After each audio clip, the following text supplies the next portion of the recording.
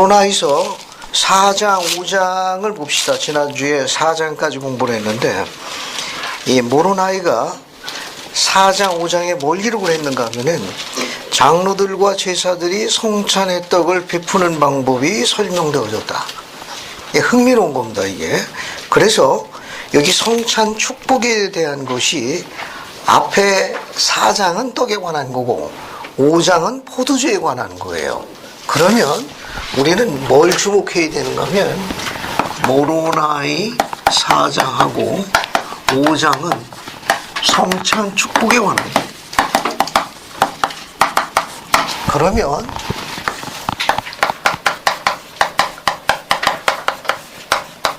성찬 성약은 뭐와 동일한 성약이라고 그랬죠?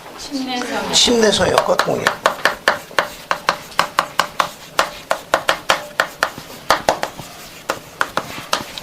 침례성약과 동일합니다. 그러면 이 성찬 성약에 담긴 세 가지 요소를 우선 4장에서 먼저 찾아볼게요. 떡을 축복하는 과정인데 3절 봅시다. 3절 보세요. 3절. 지난주에 공부한 건데 오늘 잠시 리뷰하는 거예요. 들여다보는 거예요. 자, 성찬 성약에 담긴 세 가지 요소가 모로나에서 4장 3절에서 찾아봅시다. 모로나에서 4장 3절. 어떤 게 있죠? 아들의 몸을 기억하여. 그렇죠. 거기 보면 중간 부분 밑에 저희가 당신 아들의 몸을 기억하여 먹게 하시옵소서. 그리스도의 뭡니까? 몸을 기억함. 예. 아들의 몸을 기억하는 거예요. 동사를 잘못. 기억하는데 뭘 기억하는 겁니까? 그리스도의 몸을 기억하는 거예요. 뭐와 관련이 있습니까? 몸을 기억한다는 거. 십자가에 못 박힘. 못 박힌 그걸 우리가 교리적으로 뭐라 하죠? 그냥 느끼는 대로 속죄를 인식하는 거예요. 속죄를 인식하는 거예요. 그리스도의 몸을, 아들의 몸을 기억하여 먹는 거니까 속죄를 인식하는 경험과 관련이 있습니다. 속죄를 인식하게 되면 어떤 변화가 오죠? 변화된 경험이 없죠, 아직은. 속죄라는 것에 대해서 인식하기 시작하면, 그 가르침을 이해하기 시작하면 어떤 변화가 오느냐? 속죄에 대한 그런 가르침을 인지하기 시작하면은 어떤 변화가 오느냐?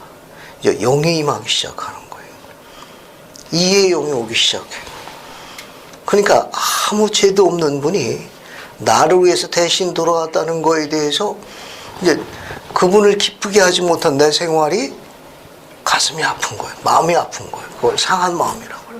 그래서 그분을 기쁘게 하기 위해서 생활이 바뀌는 거예요.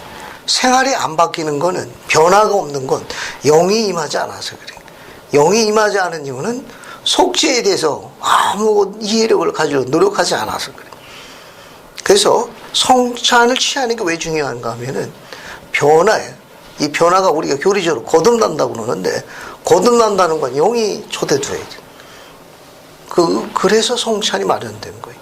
그리스도의 몸, 아들의 몸을 기억하는 겁니다. 됐죠? 그러니까 기억한다는 건 성도의 특징이에요. 성도의 특징입니다. 유념하십시오. 요거는 유전 인자와 관련이 있어요.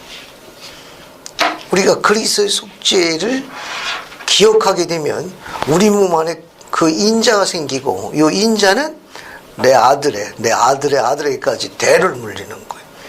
그래서 내 아들이 그리스도에 대한 속죄의 경험을 하게 되면 어떻게 되느냐? 하늘에 있는 부모도 기쁘게 하지만 육신의 부모도 기쁘게 하는 거예요. 이게 전부 속죄와 관련이 있어요. 그러니까 자녀가 부모를 안 기쁘게 하는 건 속죄에 관한 이해력을 노력하지 않은 거예요. 그러면 어떻게 노력하느냐? 성찬 성약과 관련이 있어요. 매주 안식일 기억해서 성찬을 취해야 돼. 그래서 그리스도의 몸을 기억함. 또 두 번째는 뭐가 되어 있습니까? 거기. 그 조금 더 내려가가지고 뭐라고 돼? 그렇죠. 아들의 이름을 기꺼이 받들고, 그 다음에 항상 그걸 기억하는 겁니다. 그죠? 여기 아들의 이름을 받드는 겁니다.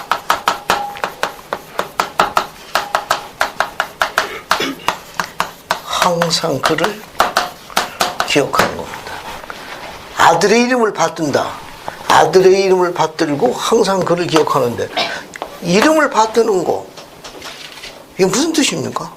이 성찬송에 담겨져 있거든.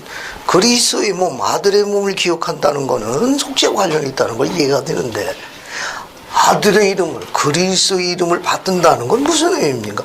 어떻게 하는 걸 그리스도의 이름을 받든다고 우리가 얘기하게요? 매주 성찬 취하고 있죠. 고개도 안 드네. 우리 성찬 취하면서 이 기도 축복물 듣잖아요. 그죠? 이게 듣잖아. 아들의 이름을 기꺼이 받들고. 기꺼이 받든다는 게 무슨 뜻입니까? 어떻게 하는 게 기꺼이 받드는 거? 이름을 받든다는 거. 준호. 네.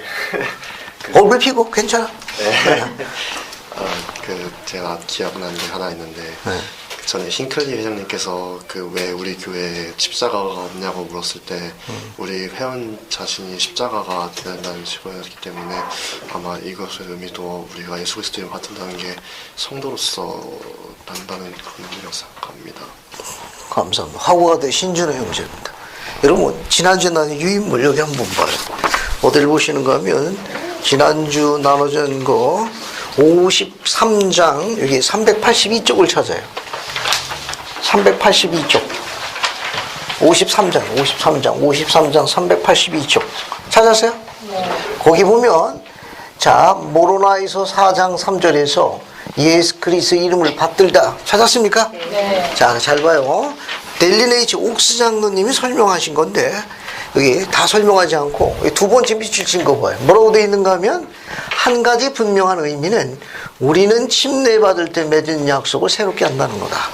그리스도 이름을 받든다는 건 침례 성약을 새롭게 하는 거예요. 됐죠? 침례 성약을 새롭게 하는 거예요. 뭘 통해서? 성찬 성약을 통해 가지고 침례 성약을 계속해서 새롭게 하는 거예요. 그게 그분의 이름을 받드는 거예요. 두 번째 건너뛰고 거기 봐요. 두 번째 분명한 의미는 예수 그리스도 후기 성도 교인이 회원이 될 때 우리는 구주의 이름을 받든다는 겁니다. 그냥 후기 성도가 되는 게 아니라 합당한 후기 성도가 되는 거예요. 침례 성약, 그리스도 이름을 받든다는 건 침례 성약을 새롭게 하고, 침례를 받으니까 뭐가 돼요? 교회 회원이 되는 거예요. 합당한 교회 회원이 되는 거예요. 이름을 받든다는 건 이건 침례 성약을 새롭게 하는 거예요. 침례 성약을 새롭게 하는 거예요. 침례를 받으니까 교회 회원이 된다고. 그냥 회원이 되는 게 아니라 합당한 교회 회원이 되는 거예요.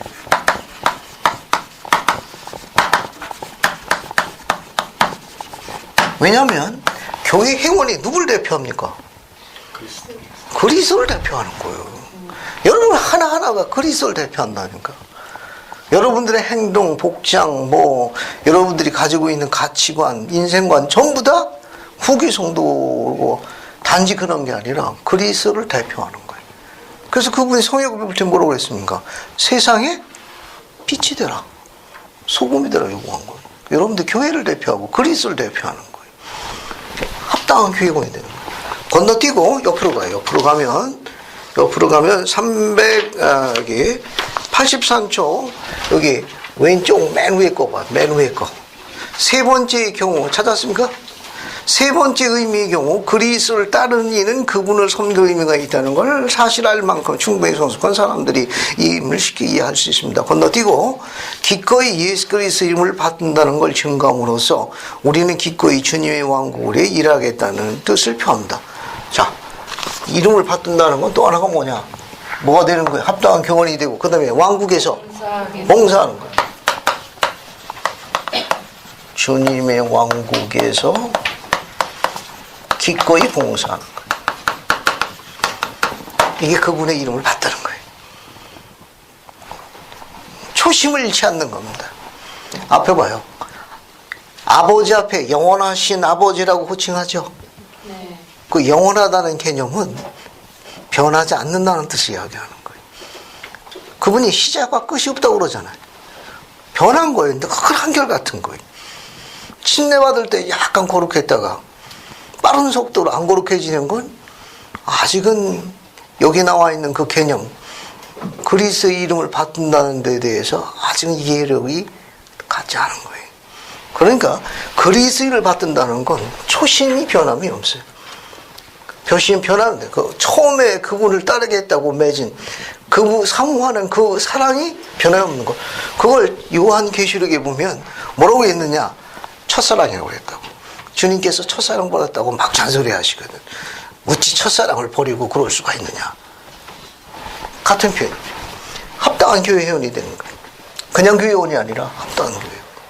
그래서 왕국에서 기꺼이 봉사하는 게 그분의 이름을 받드는 걸 나타내는 표현이에요. 뒤에 거, 그 다음에 또 뭐가 있습니까? 항상 그를 기억함. 자, 지난주에 항상 기억하는 거에 대해서 헨리 아이른 회장님이 제안한 게 뭐가 있다고 그랬죠? 매일 경전이 안자매님. 매일 경전이 매일 경전인 거. 유인물에 있으니까 읽어볼게요. 여기 383쪽 그리스의 초상화 밑에 보게 되면 항상 그를 기억하고 있죠? 찾았습니까?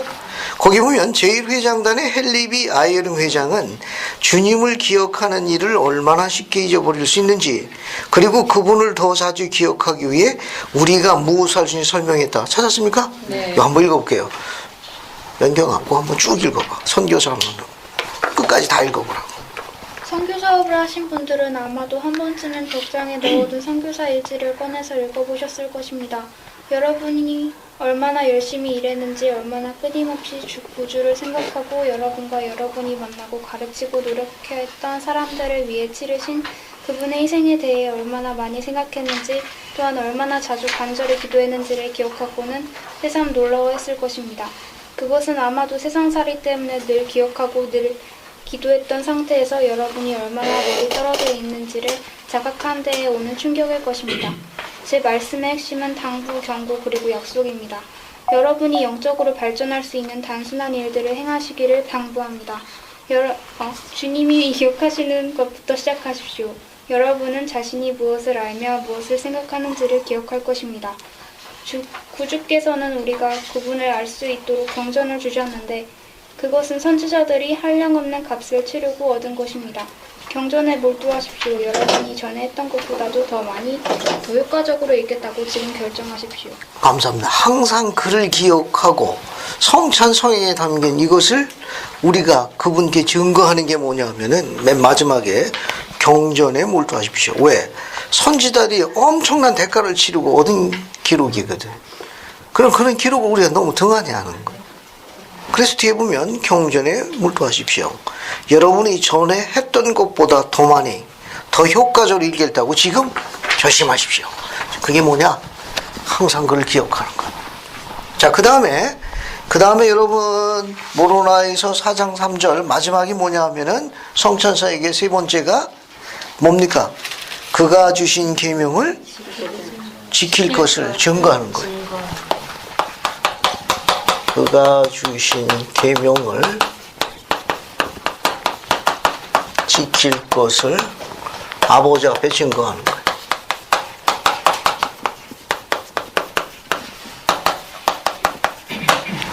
그러니까 그가 주신 계명을 지킬 것을 아버지 앞에 증거해가지고 우리가 그리스도의 증인이 되는 거예요. 증인.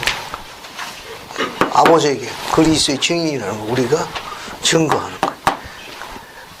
이 성찬송에 담긴 이 조건을 충족할 경우에 주는 축복된 약속이 뭐죠?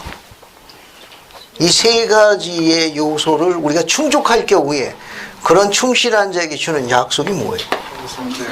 그의 영을 그렇죠. 주님의 영이 우리와 함께 하신다. 주님의 영이 우리와 함께 하신다. 그래서 성찬이 아주 아름답고 우리가 그리스도께 더 나아가는 거 아주 중요한 겁니다. 자, 그 다음에 5장은 포도주에 관련되어 있는 거예요. 내용은 똑같습니다. 그래서 5장 1절 보면 포도주를 베푸는 방식이라. 그런데 오늘날 때가 찬 경륜의 시대에 예수 그리스도 후기 성도 교회에서는 성찬에 떡을 취하는 건 그리스도의 몸을 취하는 건데, 자, 그런데 모로나이는 포도주를 축복해서 포도주를 놓고 했는데, 오늘날 회복된 교회에서는 뭘 취하죠? 포도주 대신에 물. 그럼 물은 뭘 상징합니까? 피. 그리스도의 흘리신 피. 포도주가 낫지 않겠어요? 성찬식 참여율을 높이기 위한 방법으로. 어때요? 사도 시절에 포도주를 취했는데, 이거 사실은 이제 포도즙에 가까운 주스예요. 근데 대낮부터 너무 먹어가지고 성찬식 할 때 취해가지고 사도 바울한테 잔소리 들은 기록이 있습니다. 술에 취해가지고 있어가지고. 자, 그런데 오늘날 물로 취하게 돼 있죠. 이게 바뀐 거 아니에요. 계시에서 바뀌었는데 포도주 대신에 물로 취하라고 바뀐 계시가 교리하서야 몇 편에 나옵니까? 아니, 여기 우리 물문경에는 포도주가 나오는데, 이거 정확하게 하면 포도즙에 가까운 주스예요. 그런데 오늘날은 물로 바꿔졌잖아요. 이게 물로 바꾼 건 계시거든. 그 계시가 어디 나오냐 하는 거예요. 교리서에 몇 편에 나옵니까? 포도주가, 즉 포도즙을 물로 바꾸라고 주님께서 직접 명령하셨는데, 이게 교리서에 몇 편에 나오죠?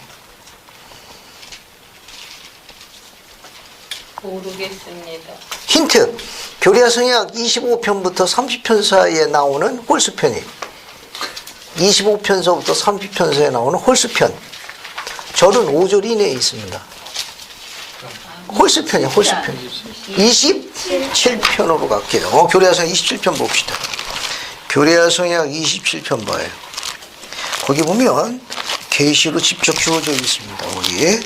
그래서 다 읽지는 않고 우리가 갖고 있는 그 내용에 보면 2절부터 3절까지 보면 그 내용이 언급되어 있습니다.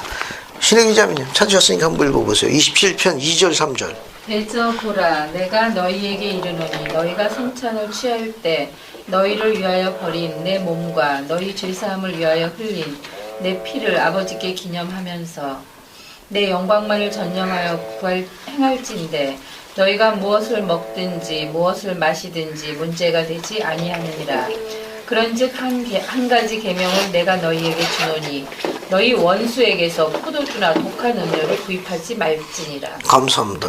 27편은 1830년 8월에 선지자 조셉이 주신 계시입니다.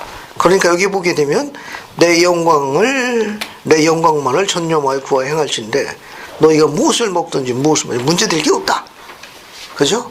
그리고 사악한 적들이 때가 되면 이 포도주에다가 중독이 될 수 있는 아마 습관성, 중독되는 물질이 포함되는 걸 주께서 미리 아신 거예요. 그래서 우리 몸에 해로운 것이 포함되는 걸 미리 아시기 때문에 그분께서 이거에 대해서 승인을 안 하셨습니다. 그래서 오늘날은 우리가 포도주 대신 뭘로 취한다? 물로 취한다. 그것은 계시 주어졌는데 계시가 어디에 나온다? 27편 2절과 3절에 이렇게 나옵니다. 근데 여러분 포도즙으로 성찬 취할 날이 언제쯤 옵니까? 우리도 이게 주님과 함께 물 대신 우리도 포도즙으로 취하고 싶은데 언제쯤 그게 이루어지나요? 우리는 그럼 계속해서 물만 먹는 거예요? 우리 선지자들과 신앙의 선지자들은 포도즙으로 성찬 취했는데 우리도 성찬을 포도주로 여기 언급된 대로 그 성찬을 취할 날이 안 오냐는 거예요. 어때요? 주님이 재림하시면 그렇게 되나요? 감사합니다. 여러분 거기 5절 한번 읽어볼게요. 5절 한번 김영미 자매님 그 27편 5절 한번 읽어보세요. 보라 이것이 내 안에 있는 지혜니 그런즉 기이히 여기지 말라. 이는 내가 지상에서 너희와 더불어 또 모로나이와 더불어 포도나무 열매를 마실 시간이 이름이니라. 감사합니다. 예, 포도주라고 되어 있는 정확한 계시의 뜻이 27편 5절에 보면 뭐라고 되어 있습니까? 그죠? 포도나무 열매 내가 지상에서 너희와 더불어 또 모로나이와 더불어 포도나무 열매를 마실 시간이 이름이라. 그럼 이게 원상복귀 될 날이 오네. 그죠? 네. 왜냐면 정확하게 포도주는 포도나무 열매에서 나온 즙, 네. 즙에 가까운 주스라는 걸 암시하고 있습니다. 이게 언제냐? 교리화성역 116편으로 가요. 116편으로 갑시다. 교리화성역 116편 봐요. 봤습니까? 네. 여기 보면 116편, 거기 보면 1838년 5월 19일, 미주리지 어디예요? 데이비스군에 1절에 보게 되면 장소가 뭐라고 나와 있습니까? 아담 온다의 아말이라고 나와 있죠. 그죠? 네. 그 이유는 그의 말씀인 바 이곳이 아담이 자기 백성을 방문하러 올 곳이니니 곧 선지자 다니엘이 말한 바 같이 옛적부터 항상 계신 이가 앉을 것이다. 옛적부터 항상 계신 이가 누구예요? 아담? 여기서 옛적부터 항상 계신 이가 앉을 것임이니라. 누굴 이야기합니까? 예수 그리스도. 아담이라고 배웠는데. 아담이 맞습니다. 알겠어요? 아담 맞는 것 같아요. 공포에 떨시지 말고 이건. 자, 아담 미가엘인데 그리스도와 함께 이 모임을 그리스도께서 감리하실 거예요. 때가 되면 재림 전에 아담 온다의 아만에서 이 큰 집회가 열릴 겁니다. 그때 태초부터 있었는 의로운 모든 선지자와 신앙의 선조들이 초대될 거예요. 거기서 이 의식이 집행될 적에 이 성찬에 다시 옛 것으로 돌아갑니다. 포도나무 열매에서 나온 즙으로 된 포도주를 취하게 될 거예요. 그런 정도만 알고 계시면 되겠습니다. 이거요. 자, 그 다음에 또 뭐가 있는가 하면은 4장 2절 보세요. 모로나에서 4장 2절 한번 봅시다. 찾았어요? 네. 거기 보면 그들이 교회로 더불어 무릎을 꿇고라고 돼 있죠. 네. 축복할 적에. 네. 근데 거기 보면 교회로 더불어라고 돼 있네. 네. 위스도 처치 아니에요. 그죠?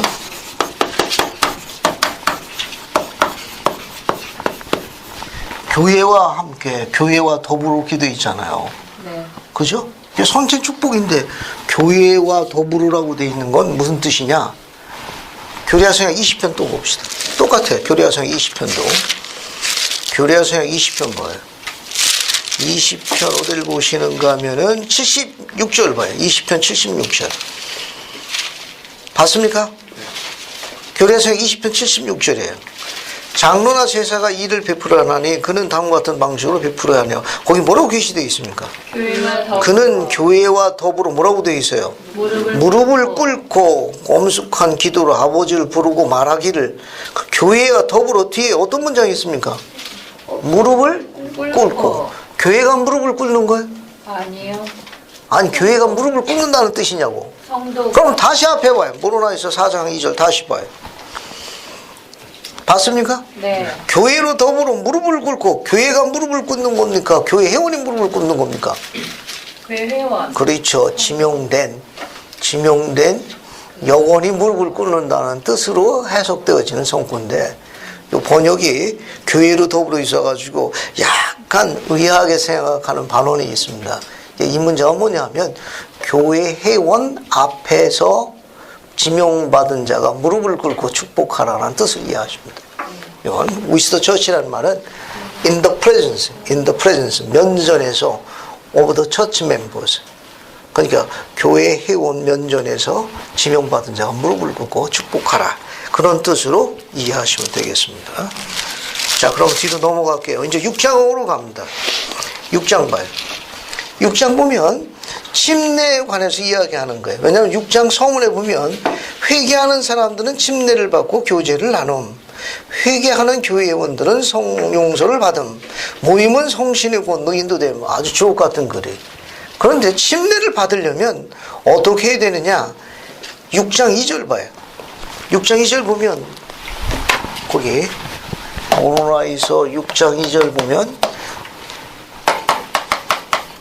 침례를 받기 전에 선행 조건에 대해서 언급하고 있는 두 가지가 있어요. 6장 2절에.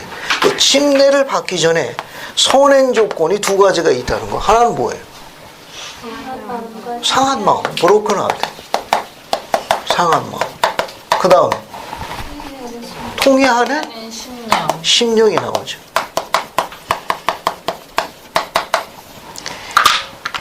상한 마음은 broken heart라고 그래요. broken. 통해야 하는 거야. contrite spirit이라고 그래요. 상한 마음과 통해하는 심령으로 그리스 앞으로 나와야 돼. 그리스 앞으로 나오는 거예요. 이런 자가 침례를 받는 거예요. 그러면 경전에서 쓰는 경전 용어를 설명할게요. 상한 마음, 통해하는 심령. 중요한 차이점이 있습니다. 여기 상했다는 건 뭐냐면은 그리스도를 기점으로 하는 거예요. 그분을 중심으로 하는 거예요. 그리스도는 죄가 있나? 없어요. 없습니다. 우리가 받는 침례는 가장 중요한 목적이 뭐예요? 죄사함. 죄사함을 받는 거예요. 왜냐하면 우리는 죄로 똘똘 뭉쳤으니까 그 죄를 씻어내야 돼요. 장사 지내야 된다고. 그런데 그리스도는 죄가 있나? 없어요. 그리스도는 죄가 없으신 유일하신 분이에요. 죄가 없는 분이 우리를 대신해서 죄를 어떻게 한 겁니까? 대가를 치는 거예요. 죄에 대한 형벌을 대신 받은 거예요. 그러니까 아무 죄가 없는 분이 나로 인하고 대신 형벌을 받은 걸 생각하니까 내 마음이 어떻게 되는 겁니까? 찢어지는 거예요. broken. 그리스의 속죄를 인식할 때 오는 경험을 상한 마음이라고 그래요. 상한 마음. 찢어지는 거예요. 가슴이 아픈 거예요. 그래서 상한, 브로콜리란 건 뭐냐? 이건 그리스와 관련이 있어요. 그리스의 속죄를 인식하는 개인적인 경험과 관련이 있어요. 속죄와 관련이 있는 거예요. 그리스의 속죄에 대해서 그분에게 초점을 맞출 때 일어나는 속죄에 대한 현상이, 그걸 상한 마음이라고 그래요. And then, 그러고 난 다음에 통해하는 심령이라는 거냐면 영을 느끼는 거예요. 어떤 영을 느끼는 거냐면 이거는 본인이 어떻게 하는 겁니까? 회개하는 거예요. 참되고 아주 진실한 회개를 통해 가지고 거듭나는 거예요. 본인이 개심하는 거예요. 그걸 통해하는 심령이라고 그래요. 이거는 그러니까 참되고 진실한 회개를 통해서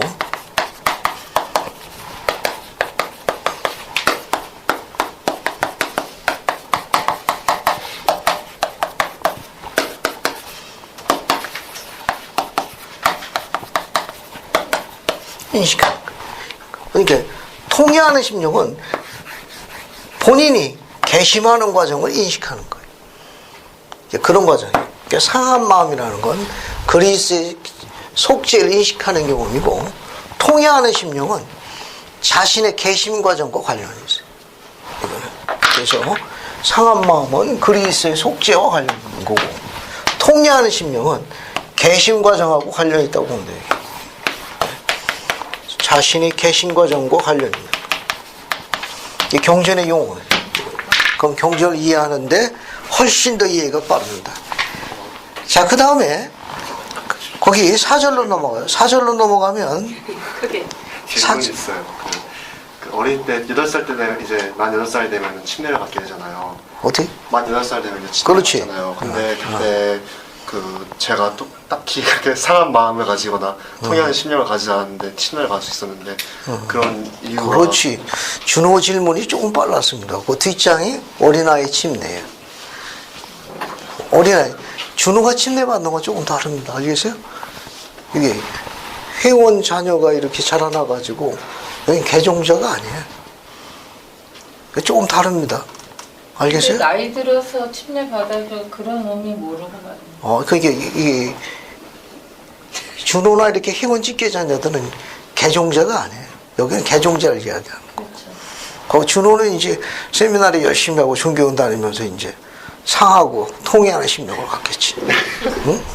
자, 거기 또 보세요. 거기 보게 되면 6장 4절 보면은 그들이 받아들여져 침례를 받고 성신의 권능으로 뭐라고 되어 있습니까? 역사함을 받아. 이 역사함이라는 용어가 교회 용어예요. 그래서 이거 일반 세상 사람들이 잘 안 씁니다. 그때 역사했다는 건 뭐냐? 영이 임했다는 다른 표현이에요. 역사했다 이렇게 표현을 많이 쓰죠. 이게 작동했다 그런 말이니까 뭐가 작동했다? 영이 작동했다고 이해하시면 돼요. 영이 작동했다. 이거요. 어서 오십시오. 그렇게 이해하시면 돼요. 자, 그러면 침례를 받고 나면은 개종자예요. 개종자에 대해서 흰크리 회장님이 필요한 3가지 혹시 기억합니까? 고든비 흰크리 회장님이 개종자에게 꼭 필요한 게 3가지가 있다고 이야기했는데 뭐 기억나는 거 없어요? 친구 적어봅시다. 친구 그 다음에 부름이니까 책임 또 그렇죠. 하나님의 선한 말씀으로 양육됨. 됐습니까? 여기 하나님의 선한 말씀에 양육되는 게 제일 중요해요. 개종자가 충실한 기후의 회원으로 서바이벌, 생존하는 거예요. 제일 중요한 게 뭐냐? 친구도 필요하고 책임도 필요하지만 하나님의 선한 말씀에 양육되어야 된다는 거. 이 가르침이 모로나에서 인용된 거예요. 오른에서 6장 봐요. 6장 보면은 그들이 6장 4절입니다. 또 그들이 받아들여져 침례를 받고 성신의 권능으로 역사함을 받아 영임한 겁니다. 정결케 된 후에 그리스도의 백성 가운데 하나님을 받았고 그들을 기억하며 뒤에 뭐라고 나옵니까? 하나님의 선하신 말씀으로 양육하여 그들을 바른 길에 있도록 시키더라. 여기 나오고 여기서 인용돼서 온 거예요. 그러니까 하나님의 선한 말씀으로 양육되는 이유가 뭐냐? 왜 그렇게 돼야 되느냐? 왜 개종자에게 하나님의 선한 말씀으로 양육되어야 되는 강조한 모로나의 중요한 이유가 뭐죠? 왜 개종자가 선한 말씀에 양육되어야 합니까? 그렇지 않으면 다시 옛날로 돌아가는. 감사합니다. 앞에 봐요. 개종했다는 건 세상길에서 있다가 어디로 방향을 바꾼 거예요? 하나님의 길로 방향을 바꾼 거예요. 하나님의 길로 방향을 바뀐 다음에 다시 돌아가면 돼요. 하나님의 길에 계속 머무르는 걸, 유지하는 걸 keep라고 해요. 거기 모로나게 뭐라고 가르쳤는가 하면 하나님의 선하신 말씀으로 양육하여 그들을 뭐라고 해가게 돼 있어요? 바른 길에 있도록 지키며 keep. 개종자가 바른 길에 있도록 keep하는 방법은 말씀으로 양육되어야 된다는 걸 모로나에 시작한 거예요. 이게 개종자가 하나님의 바른 길에서 벗어나는 이유 중에 하나는 선한 말씀에 접촉해서 실패한 거예요. 하나님의 선한 말씀으로 양육되어야 되는 이유는 뭐냐? 여기 나와 있는 대로 모로나의 말대로 그들을 바른 길에 있도록 지키더라라고 돼. 키퍼하는 거예요. 주 앞에 바른 길이니까 옳은 길이 곧은 길로 올바른 길로 걸어가도록 그들을 키프했더라. 그게 뭘로 키프가 되느냐? 말씀이에요. 말씀이 없으면 바른 길에서 키프가 어렵습니다. 어려운 거죠.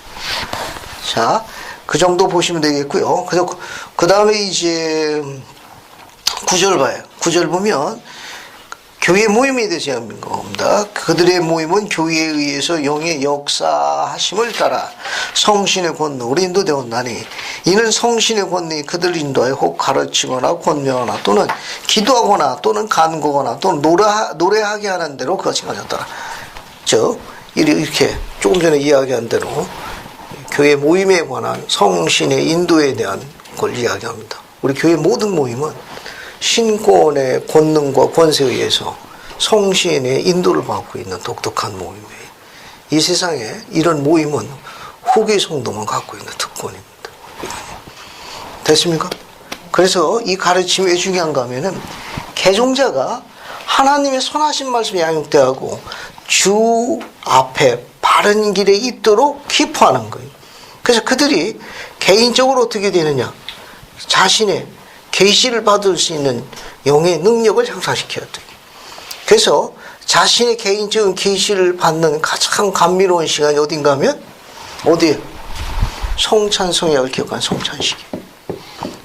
그러니까 성찬 성약을 기억해야만 그들이 하나님의 바른 길에 있도록 키프되는 거예요. 유지되는 거예요. 훈련되어집니다. 그래서 이게 이렇게 중요한 거예요. 그러니까 성찬을 취하지 않으면, 성찬에 취하는 걸 소리하게 되면 영의 역사되는 것부터 제한받으니까 영의 인도를 받는데 무관해질 거예요. 그러니까 바른 길이 있는 게 아니라 다시 원상태로 돌아갈 가능성이 높다는 걸 시사하는 표현이에요. 그래서 우리가 교회 모임에 성찬식 참석할 적에 모임에 준비가 잘 됐네, 어쨌네, 연사 말씀이 어때 저러네, 이런 거 시비 걸게 하나도 못해. 알겠습니까? 왜? 주님과 나와의 관계예요. 그 성찬은 연사와의 관계가 아니에요. 그러나 모임을 준비한 영혼과의 관계가 아니라 그리스도 나와의 관계예요. 그러니까 모임이 엉성하네, 서투르네, 어떻게 인디안 전사들만 다 모여놓은 것 같으네, 그런 거 갖고 시비 걸 거 하나도 없는 거예요. 그런 와중에도 어떻게 해요? 그리스도에 초점을 맞추게 되면 영이 역사하는 거예요. 거기서 마음의 화평을 느끼는 겁니다. 그 옆에서 그냥 폭탄이 터져도 뭡니까? 개인적인 계시의 화평을 느끼게 돼요. 시련과 역경 중에서도 그리스도에 초점을 맞게 되면 그런 그리스도를 향한 소망은 화평을 가져다죠. 성찬을 취할 때 적어도 가장 감미롭고 행복하다 하면 이제 성도가 된 거예요. 그 모임이 가장 감미롭고 가장 가기 쉽고 거기 앉아 있으면 그냥 설명할 수 없는 그냥 감사함이 머리에서 발끝까지 짜릿한 경험을 느끼고, 또 때로는 또 성찬 축복이나 취하거나 혹은 찬송가 부를 적에 설명할 수 없는 감미로움이 따뜻하게 임하게 되면 이제 후기 성도가 제대로 된 거예요. 아직 그런 경험을 못했으면 의도적으로 노력해야 돼. 의도적으로. 자, 뒤로 또 넘어가 봅시다. 이제 6장은 이제 그런 내용이고 7장의 내용 넘어갈게요. 7장에 뭘 보는가 하면은 7장 3절 보면 용어가 있습니다. 용어가 있어요. 그 3절 봐요. 7장 3절에. 거기 보면 뭐라고 이야기했는가 하면 7장 3절 보게 되면 이제 재밌는 게 있는데 모로나이가 가르친 겁니다. 그 3절 봐요. 그런즉 나는 교회에 속하여 있으며, 뒤에 뭐라고 그랬습니까? 화평한 중에 그리스도를 따르는 자라고 그랬어요. 모로나이가 뭘 가르쳤는가 하면 7장 3절에 뭐라고 했는가 하면 화평한 중에 그리스도를 따르는 자라고 그랬습니다. 시간을 잠시 드릴 테니까 옆에 있는 반원하고 화평한 중에 그리스도를 따르는 자가 대관적으로 어떤 자인지 한번 추천 좀 해봐요. 어떤 사람, 어떤 성도가 이런 성도인지. 나는 교회에 속해 있으면, 우리 다 교회에 속해 있어요. 근데 모르나요? 뭐라고 했는가 하면 화평한 중에 그리스도를 따르는 자로다. 그럼 화평한 중에 그리스도를 따르는 자는 대관절 어떤 성도인지 머리를 쥐어짜봐요. 주변에 있으면 추천 좀 한번 해보고 한번 쥐어짜보라. 됐습니까? 자, 의견을 좀 나눠봐요. 자, 세 분 이야기하시고 여기 이야기하고 승민이 형 뒤에 태희하고 이야기하고. 자, 각각 네 분이 같이 하십시오. 네 분이 같이 하십시오. 홍 감독님, 여기 같이 네 분이 같이 하십시오. 그리고 안자매님은 여기 외로우신 분들과 같이 하십시오. 자, 화평한 중에 그리스도를 따르는 자는 어떤 자인지 한번 좀 추천 좀 해봐요.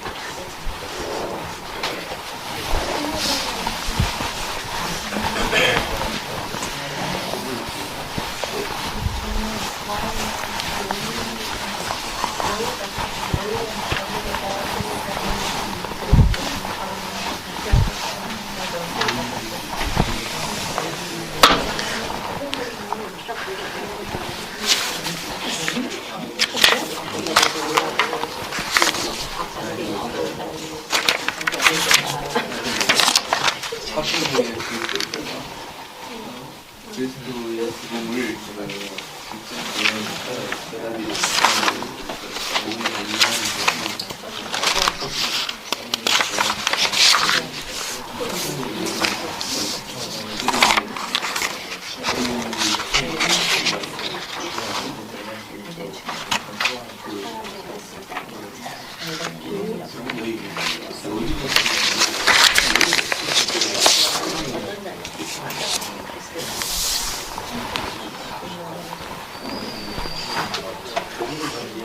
자, 주변에 화평한 중에 그리스도를 따르는 자가 어떤 사람인지 한번 좀 추천 좀 해봐요.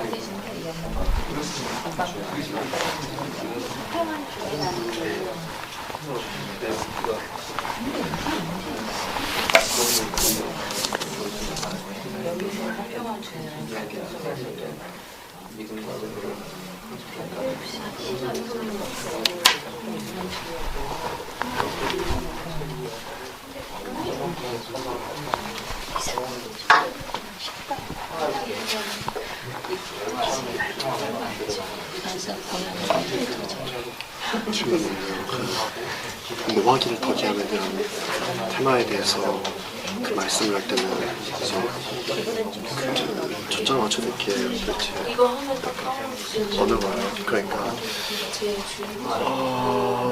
노함이라는 게 자체가 앵거이잖아요. 화낸 그런 거잖아요. 화내다. 근데 신약 그 경전에 보면은 성전을 예수 그리스도께서 그 뒤엎는 그런 모습이나 그런 행동을 봤을 때는 우리가 판단하기로는 그것이 화냈다는 행동을 판단할 수 있지만은 그것이 그분이 화냈다는 기록이 전혀 없거든요. 그러면은 그 노하기를 더디하는 자체가 도대체 어떤 습성을 말하는 건지 알 수 있을까요? 어떻게 다시 한 번씩 요약해서 포인트를 이야기해보라고. 노하기를 더디함에 대해서 그 예수 그리스도가 노하기를 더디하는 거. 네, 성전에서 행했던 그 성전? 성전을 깨끗하게 하는 그 자체는 그렇군. 화내는 모습인데 우리가 막 보기에는 화내는 모습이었는데 그것이 아니라고. 조금 다르지. 네, 주님께서 화를 내신 거하고는 조금 다르지. 근데 그거를 그 아빠가 그 설명하기를 그 화를 준호는 그건 주님께서 화내신 걸로 본다고? 아니야, 그거 주님께서 화내신 거야. 그것이 이제 그 조금 달라. 나의 그 척도가 이제 여기까지 올라갔다가 이게 자신을 주체할 수 없게 되면은 그게 분노가 나는. 그러니까 주님께서 거기서는 화를 낸 걸 보여준 게 아니라 절제된 그런 의로운 분노에 대한 하나의 모범을 보이신 거지. 그거 조금 이따 설명할게. 그건 주님께서 화내신 거. 뒤에 저 분노에 대해서 나오니까 그때 잠시 내가 덧붙여줄게. 자, 이제 앞에 보십시오. 자, 정리된 반원 한번 이야기해 보시죠. 누구든지 좋습니다. 초대합니다. 화평한 주 그리스도를 따르는 자에 대해서 우리 팀은 이렇게 정리했다.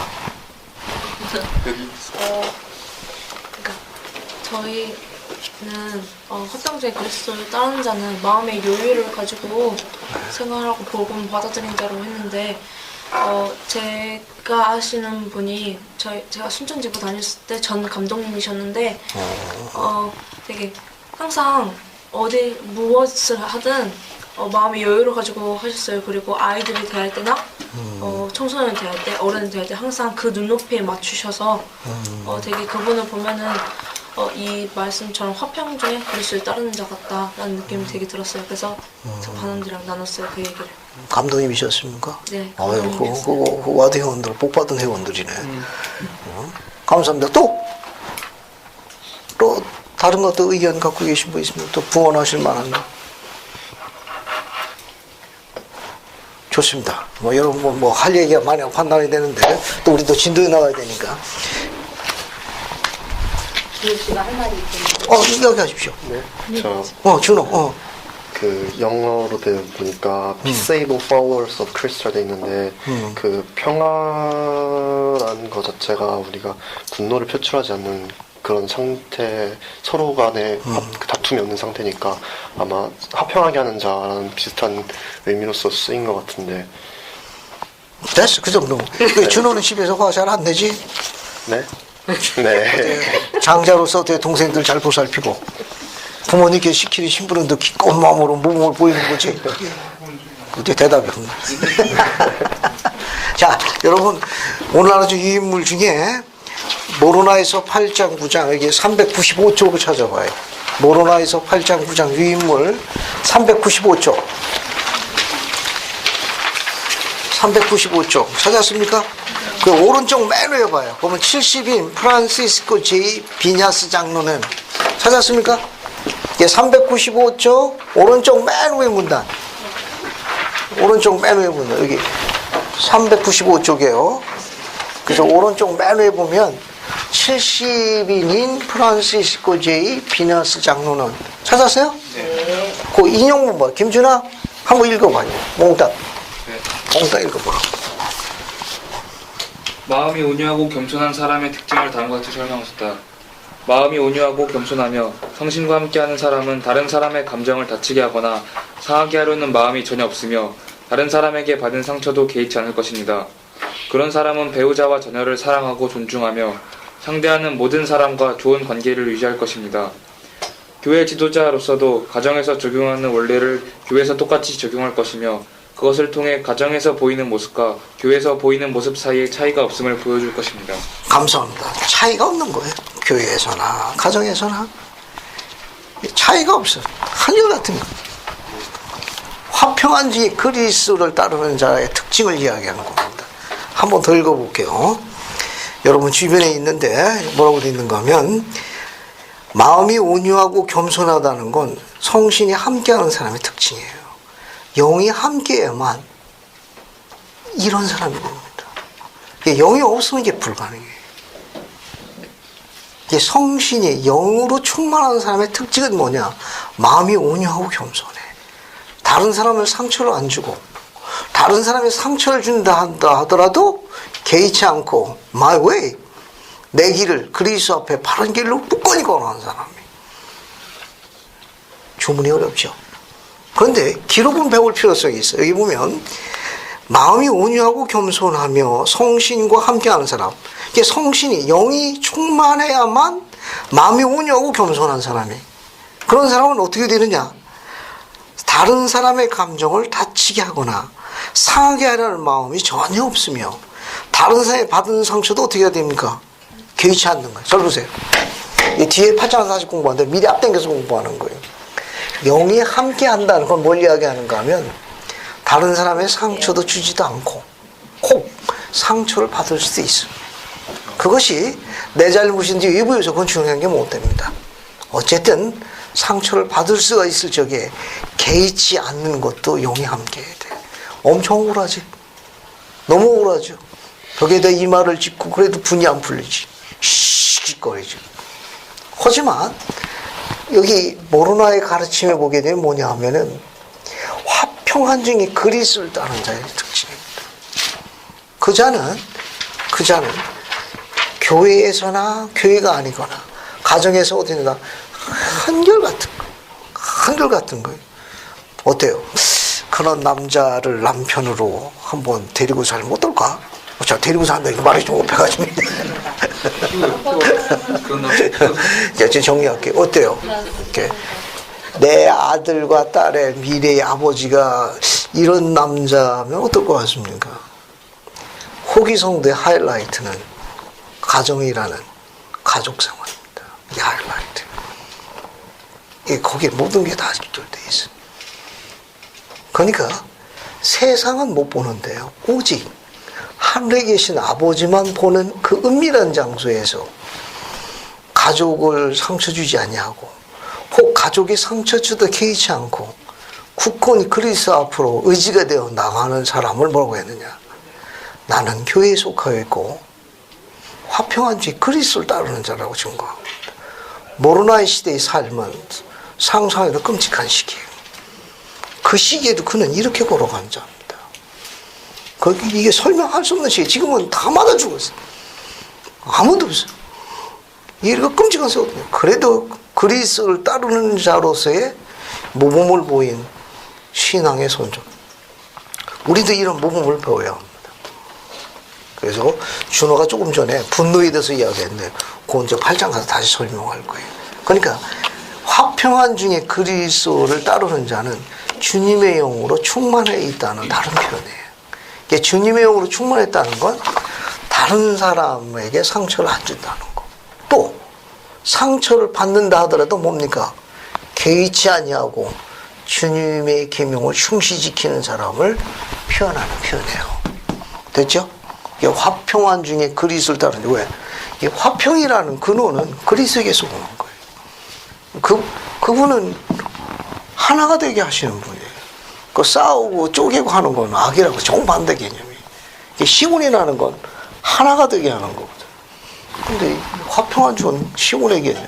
이 근원 되신 분이요. 그리스도입니다. 우리가 그리스도를 따르게 되면 어떻게 되느냐? 하나가 되게 하는 능력을 갖게 돼요. 그냥 화평스럽게 한다. 그거 재미있죠. 여러분들 그런 노력을 할 필요가 있습니다. 우선 간단하게 설명을 먼저 할게요.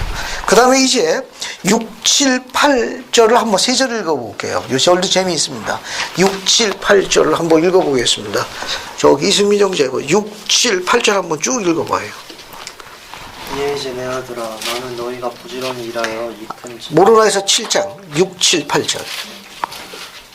모로나에서 7장 6, 7, 8 한번 읽어봐요. 이는 보라 하나님께서 말씀하시기를 사람이 악하면서 선을 행할 수 없다 하셨음이니 만일 그가 하나님께 예물을 바치거나 기도한다 할지라도 이를 진정한 의도를 가지고 행하지 아니하면 그에게 아무 유익이 되지 못함이니라.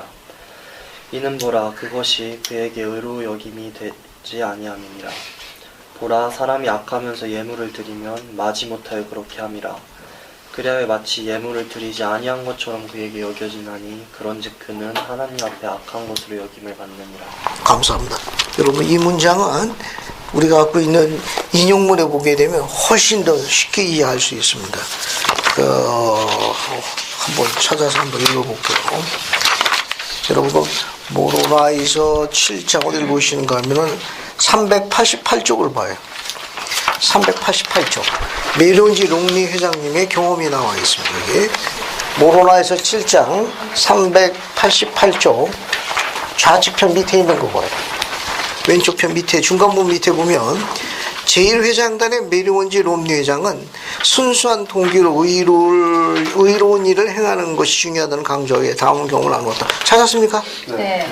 보세요. 빠른 속도로 읽어볼 테니까. 약 25년 전 롬니 자매와 저는 막 집회수를 짓기 시작한 와도로 이사를 했습니다. 제가 헌금을 해야 한다고 감독님이 생각하는 X를 알고 저는 조금 놀랐습니다. 그 금액은 적어도 제가 생각하는 수준보다 2배는 많았습니다. 그러나 저는 교회에서 높은 직책에 막 부름을 받은 상태였기 때문에 거절하기 어려웠습니다. 그래서 저는 이렇게 말했습니다. 네, 감독님, 내겠습니다. 그러나 돈이 없기 때문에 몇 번에 걸쳐 나누어 내야 할 것 같습니다. 저는 그 금액을 나누어 내기 시작했습니다. 마지막 3번에 남을 때까지 계속 지불해 갔습니다. 그때 평소처럼 몰목용을 읽고 있었는데 다음과 같은 구절을 보게 되었습니다. 사람이 예물을 드리면 마지못해 그렇게 함이라. 그리하면 마치 예물을 드리지 아니한 것처럼 그에게 여겨지나니 그런즉 그는 하나님 앞에 악한 것으로 여김을 받느니라. 모로나서 7장 8절. 저는 이미 $1,000가량을 냈기 때문에 이 귀절은 충곡지역이었습니다. 저는 계속해서 나머지 3차례 나눠 내기로 한 금액을 약대로 공범했습니다. 그리고 주님께 제가 의로운 태도를 냈다는 걸 확신드리기 위해 몇 번을 더 냈습니다. 이해하시겠습니까? 여러분 11조라는 헌금에 대해서 어떻게 생각하세요? 젊은 여러분, 저를 보세요. 여러분 용돈의 10분의 1 수입이 없다 하더라도 여러분의 용돈의 10분을 저축할 수 있고 여러분의 비용을 아낄 수 있는 거에 10분의 1을 기꺼운 마음으로 매주 금식주일날 여러분의 와드의 아버지 감독님한테 내면 이 축복을 받을 거예요. 하늘의 문을 여실 거예요. 하늘의 문을 열고 감당할 수 있는 축복을 절기마다 허락할 거예요. 한번 이 부분에 대해서 한번 검토해 줘요. 이 율법은 내가 하늘의 문을 열고 복을 쌓을 것이보다 주나 안 주나 시험해보라 한 율법이 바로 이 율법이에요. 그런데 지금까지 악착같이 마지못해가지고 버티고 있으면 오늘 이 시간에 괘씸하는 거예요. 바꾸는 거예요. 그래서 이 회장님의 권고대로 한번 다시 시도해봐요. 그러면 하늘의 문이 열리니까 진학과 진리의 문이 열릴 거예요. 수입의 문이 열리고 설명할 수는 다른 영의 인도에 대한 쉽지 않은 상황이지만 화평한 주님의 위로의 영감도 받게 될 거예요. 시도해봐요. 재밌죠? 모로나의 가르침. 그래서 진정한 의도를 가지고 라고 한 기록은 뭐냐? 이렇게 주님 보시기에 합당한 아주 기꺼운 마음으로 그분께 바쳐야 한다. 그런 말입니다. 우리가 그 계시에도 재밌는 계시가 하나 있습니다. 어디 보시는가 하면 교리하성약 58편 29절 한번 봐요. 교리하성약 58편 29절 한번 볼까요? 그래서 이태희 형제님 교리하성약 58편 29절 한번 읽어봐요. 20 찾았어요? 예. 거기 27, 28, 29 세 절을 다 읽어봐요. 58편. 진실로 내가 이르노니 사람은 모름지기 훌륭한 대업에 열심히 노력하여 자신의 자유의 사로 많은 일을 행해야 하며 많은 의를 일으켜야 하느니라.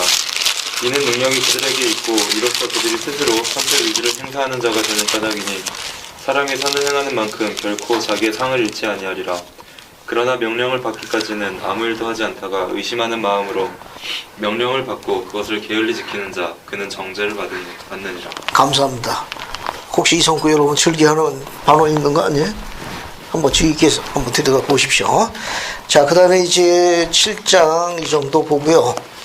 그 다음에 다시 모로나에서 들어갑니다. 이제 7장은 그 정도 보시면 되고, 그 다음에 중간 부분 봅시다. 거기 16절, 18절 두 절 봐요. 모로나에서 7장 16절, 18절 보면은 용어가 두 개 나옵니다. 자, 16절 보면 뭐가 나와요? 그리스의 영이 모든 사람에게 주어져 선악을 분별하게 하였은즉. 찾았어요? 네. 그 다음에 18절에 보면 뭐가 나옵니까?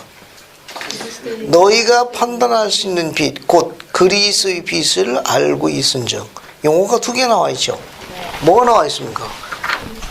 그리스도의 영. 그 다음에 그리스도의 빛. 이렇게 나와 있죠. 그죠?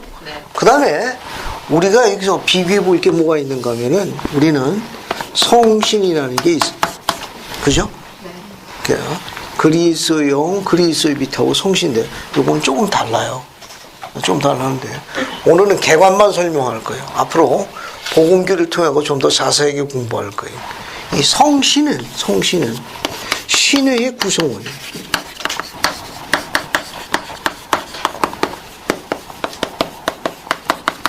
신의 구성원이라고. 그래서 가드헤드라고 그래가지고 신의가 있는데 여기 하나님 아버지, 그 다음에 누가 있어요? 그의 아들 예수 그리스도, 그 다음에 성신이 있어요. 우리 후계 성도만 갖고 있는 아름다운 교리예요. 그건 개관만 설명할게요. 좀 더 자세한 거는 앞으로 보험교를 설명. 이것만 갖고도 3시간 강의하고도 100번 더 강의해야 돼. 알겠어요? 오늘은 그냥 맛보기만 봐요. 이건. 그러니까 성신은 신의 하나님 아버지 그의 아들 예수 그리스도 성신. 그래서 이 성신은 아버지와 아들을 증거하는 중요한 사명을 갖고 있어요. 그러니까 성신은 아버지와 아들의 참됨을 또 그분들의 권능과 권세에 대해서 증거하는 중요한 증인. 그런데 아버지와 아들은 후기 성도의 교리에 의하게 되면 어때요? 성경에 있는 부활체의 존재들이라고. 그런데 성신은 어때요? 영체로만 구성되어 있어요. 영체로 구성되어 있어요. 이게 정확하게 하면 영의 인격체라고 그래요. 이 인격체라는 말은 영체가 사람의 형상하고 있다는 거예요. 그러니까 사람의 형상하고 있다는 건 살과 뼈가 없다는 거예요. 그 대신 영체라는 말은 살과 뼈가 없이 영으로만 구성되어 있는 거예요. 그래서 우리가 이걸 뭐라고 그러면 또 영적 존재라고 그래요. 영적 존재라고. 중요한 거 설명하고 있습니다. 성신이라는 건 신의 세 번째 구성원인데 아버지와 아들은 살과 뼈의 몸을 갖고 있어요. 또 부활체의 몸이에요. 성경에 이런 부활체의 몸을 갖고 있다고. 근데 성신은 아버지와 아들을 증거하기 위해 가지고 살과 뼈가 없는 영체로 구성되어 있어요. 근데 사람의 형상을 하고 있어요. 사람의 형상을 하고 있으니까 크기나 부피를 갖고 있다고. 크기나 부피를 갖고 있어요. 사람의 형상하고 있으니까 물질이 이루어진 거예요. 네. 근데 재밌는 건 뭐냐면은 살과 뼈가 없는 영적 존재. 어느 걸 어느 장소에 구할 수 있지. 네. 그러니까 쉽게 설명해 가지고 성신은 영적 존재로서 하나의 개체예요. 그런데 이 성신이 아버지 아들을 온 세상에 동시에 다 증거할 수 있거든. 그때 쓰는 매개체가 뭐냐? 그리스의 빛, 그리스의 영이라는 거예요. 이거는 크기나 부피가 없어요. 일종의 전선에 의하면 전파 비슷한 거예요. 전파 비슷한 거라고. 그러니까 성신은 그리스의 빛 혹은 그리스의 분류는 매개체를 사용해 가지고 그의 권능과 권세를 증거해요. 그래서 그거는 크기나 부피가 없어. 여러분 전파가 크기나 부피가 있나요? 없거든. 그러니까 성신은 개체로서 한 장소에 일정한 곳에 머물 수밖에 없는데 능력은 무한해. 그러니까 중앙방송국은 하나지만 전파를 통해 가지고 동시에 다 들을 수 있는 거와 똑같은 원리야. 그런 매개체, 그 전파가 바로 그리스의 빛이라고 그러고 교리적으로 좀 더 설명할 때는 그리스의 영이라고 그러고 그걸 하나님의 영, 주님의 영, 진리의 빛, 진리의 영 다 공용으로 쓰는 거예요. 또는 그 용어가 때로는 경전에서는 오늘날 후기에 주어진 계시대로 분명하지 않기 때문에 성령이라고도 이야기하지.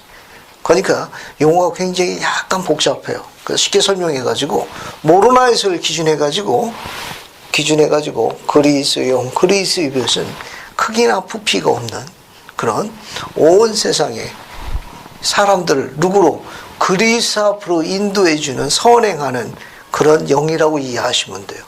이게 그리스 영에 인도되어져야만 그리스 앞으로 나오게 돼. 그러니까 그리스도가 의의 근원이시거든. 그래서 그렇게 인도되어지는 그 영을 진리의 영이라고도 그래. 또 어둠 속에 있는 인간이 그리스 앞으로 나오니까 빛의 근원이 바로 그리스도예요. 그래서 인도되어지니까 그리스의 빛 혹은 진리의 빛 전부 위의 거에 해당하는 거예요. 근데 그가 그런 그리스의 빛에 인도되어져 그리스의 영에 인도되어지면 선교사하고 복음 토론할 적에 복음이 참되다는 걸 점점 인식하게 되는 거예요. 깨닫게 된다고. 그때 깨닫게 해주는 그 역할은 이제 성신이 잠시 그 역할을 담당해요. 그런 다음에 그가 침례 받고 나면 하나님께서 그에게 주시는 은사가 성신의 은사예요. 그래서 그는 합당하기만 하면 언제든지 성신의 인도를 받을 수 있다고. 그래서 성신은 후기 성도만 갖고 있는 특권이고 일반 세상 성도랑은 관련이 없어요. 됐습니까? 약간 여러분들한테는 한순간에 이해하기가 쉽지 않을 거예요. 그래서 모로네가 설명하는 건 뭐냐면 그리스 앞으로 나오기 전에 인도되어지는 진리의 영이 바로 그리스의 빛이요 또는 그리스의 영으로 알려져 있다.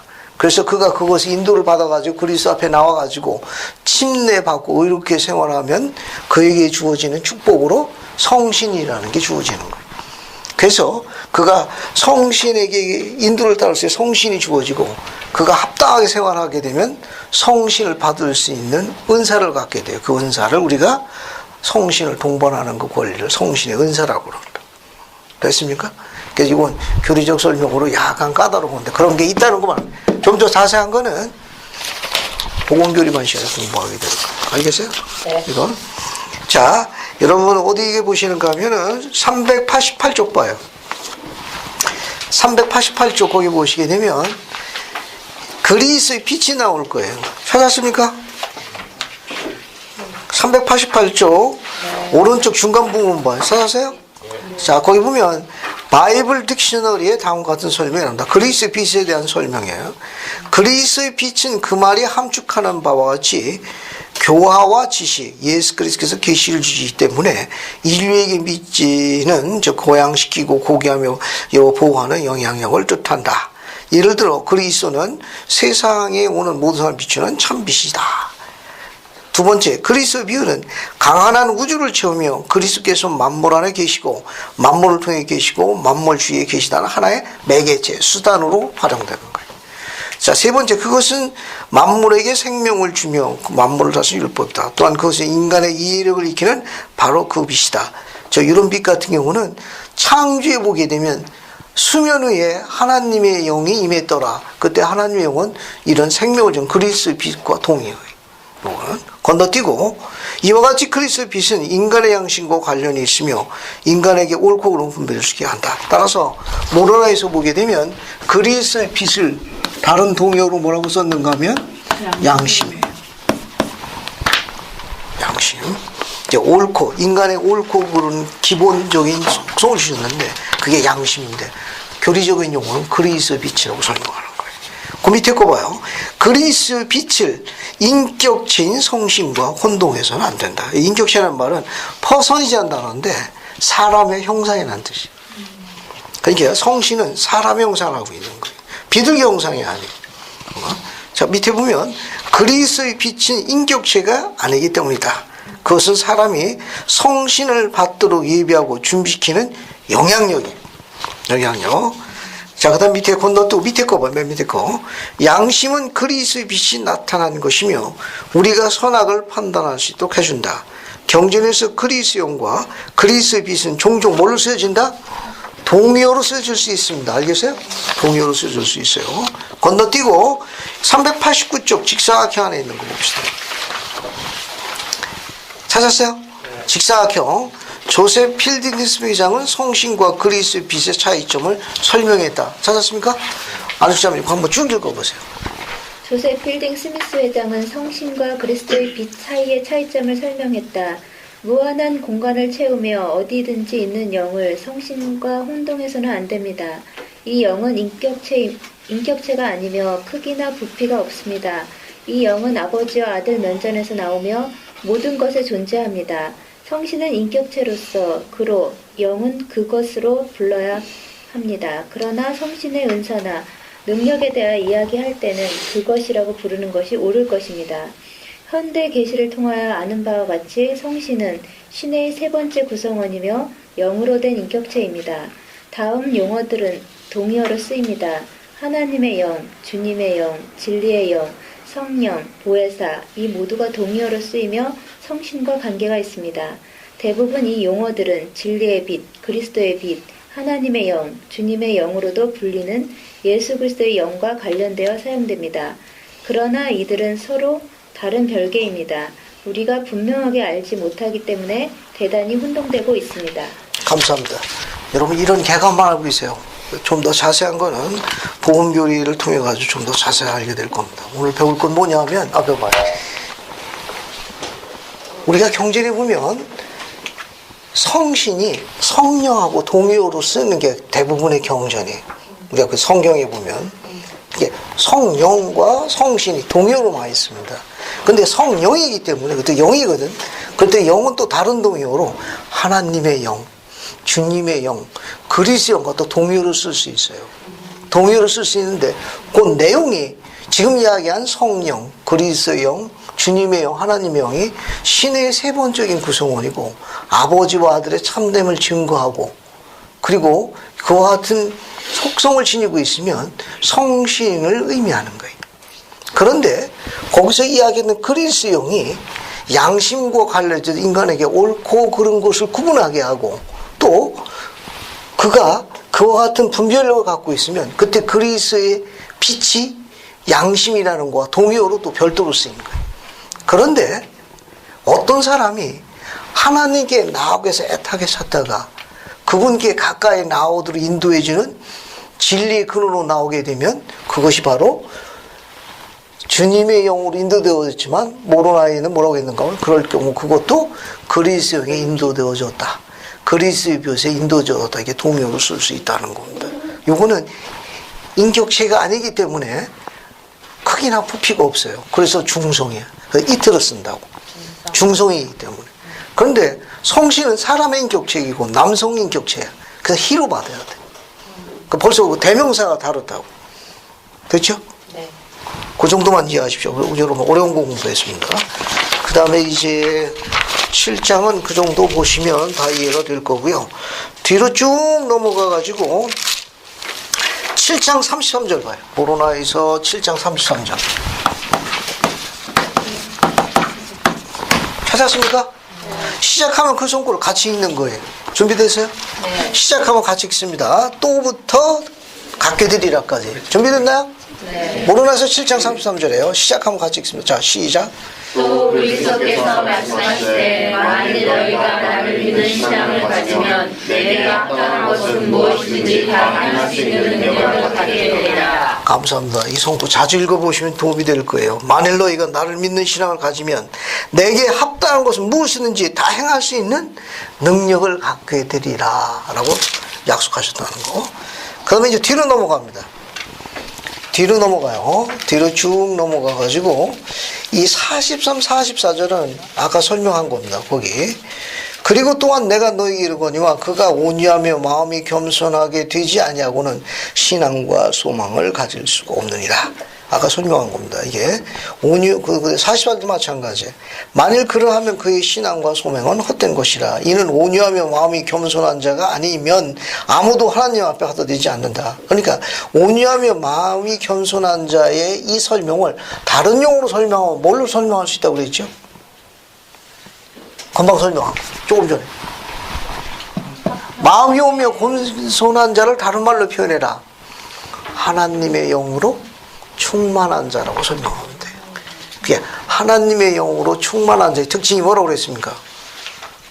다른 사람을 상하게 안 하고 혹 상처를 받다 하더라도 어떻게 조금도 개의치 않는 걸 이야기 안 한 거예요. 그게 뭐냐? 영이요. 하나님의 영이에요. 베냐민 왕이 설명했습니다. 모사야서 4장 봐요. 모사야서 4장. 베냐민 왕이 설명한 거예요. 모사야서 4장 13절 봐요. 모사야서 4장 13절. 찾았습니까? 모사야서 4장 13절을 봐요.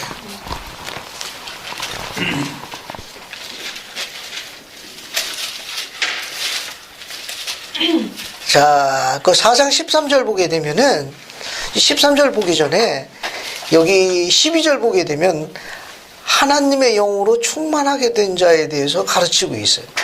가르치고 있는데 그 특징이 뭐냐면 하나님의 영으로 충만한 자의 특징 13절 거기 뭐라고 나와 있습니까? 너희는 서로 상하게 하려는 마음을 갖지 아니할 것이요.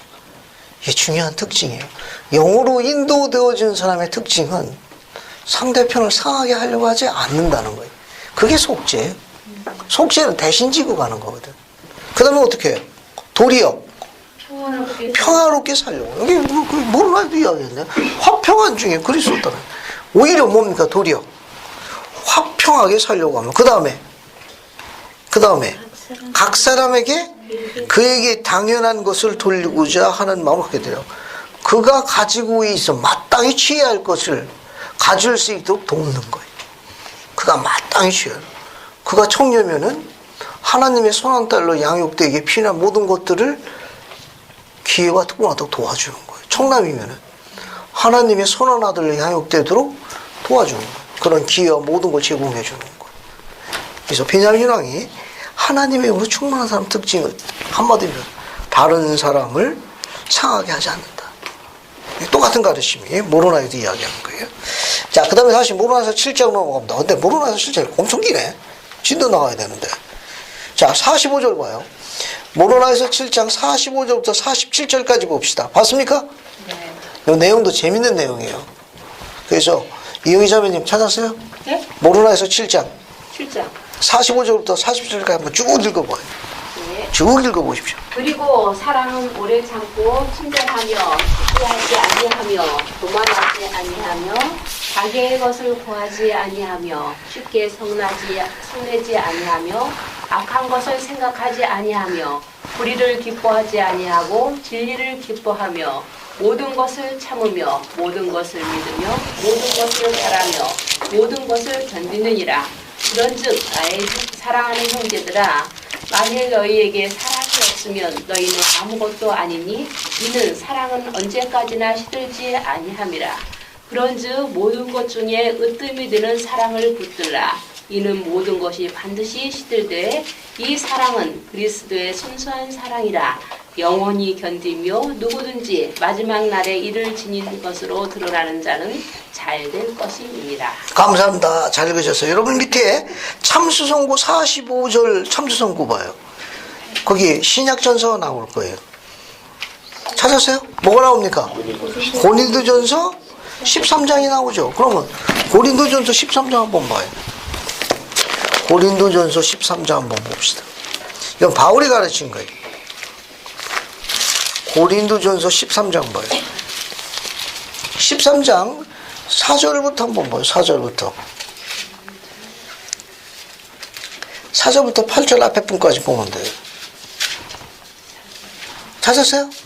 고린도전서 13장 4절부터 8절까지 보는데 어떻게 모르나요? 가르친 거하고 내용이 어때요? 그 뭐 한번 비교해 봐요. 모르나요 실생 45절부터 47절의 내용하고 고린도전서 13장 4절부터 8절까지 내용하고 내용이 대략 어떻습니까? 네?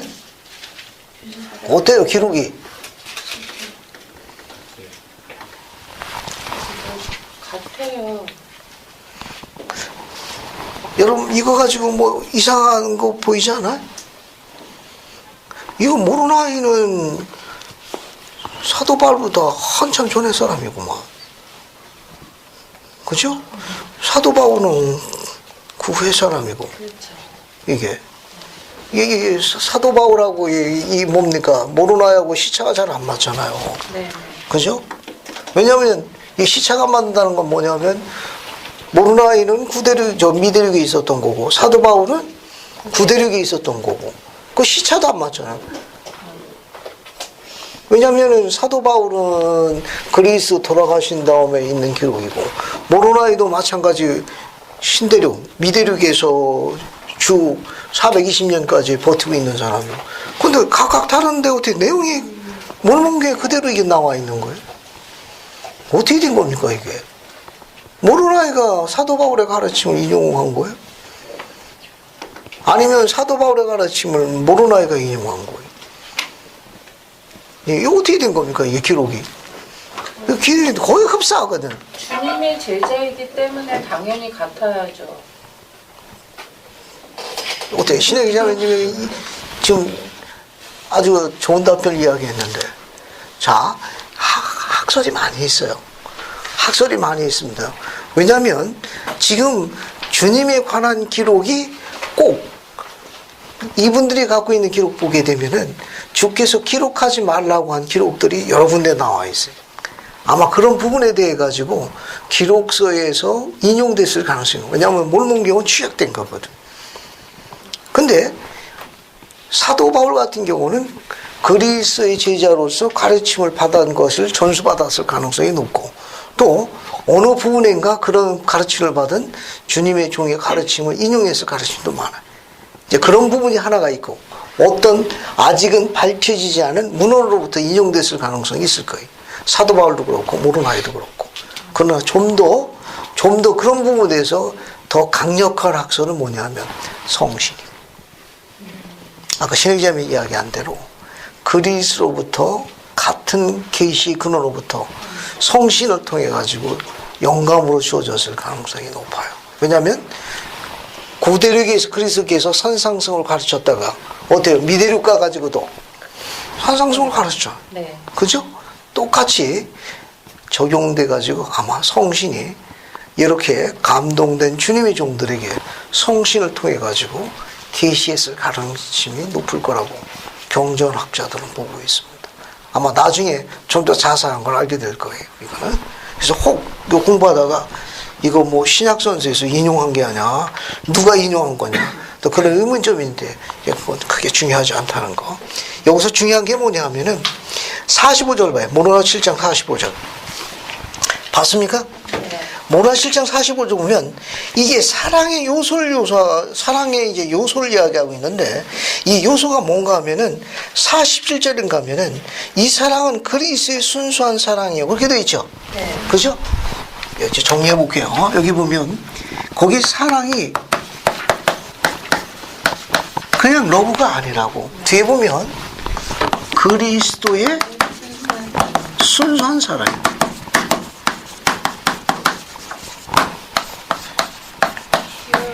Pure love of Christ. 이 사랑 우리가 줄여서 뭐라고 그러는가 하면 하나님의 사랑이라고.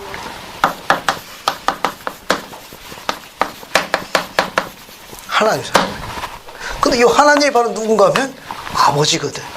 그래서 다른 동의어로 아버지의 사랑이라고 그래요. 그러니까 이 모르나의 가르침이 뭐냐면 하나님이 되기 위해서 제일 중요한 속성이 뭐라는 거예요? 사랑이라고. 그냥 사랑이 아니고 우리가 이야기하는 뭐 그런 사랑이 아니고 pure love. 순수한 사랑. 이 순수한 사랑을 하나님의 사랑이라고 그러고 또 뭐라고 그래요? 아버지의 사랑이라고 그래요. 그런데 그리스의 순수한 사랑의 특징에 대해서 모르나이가 어떻게 가르쳤습니까? 47절에 뭐라고 가르쳤어요? 영원히 견딤이요. 그리스의 순수한 영원히 뭐라고 했습니까? 영원히 견디는 거네 이거. 영원히 견디는 거. 다시 봐요, 칠판은. 하나님이 되기 위해서 인간이 가져야 될 제일 중요한 속성은 사랑을 갖는 거예요. 근데 사랑 구성하는 속성이 모로나에서 7장 45절 보면 얼마나 많아요. 속성이, 조건이 얼마나 많냐고. 그 중에 제일 첫째가 뭐예요? 오래 참고. 거기 뭐라고 되어 있습니까? 제일 첫 번째가 45절에 오래 참고.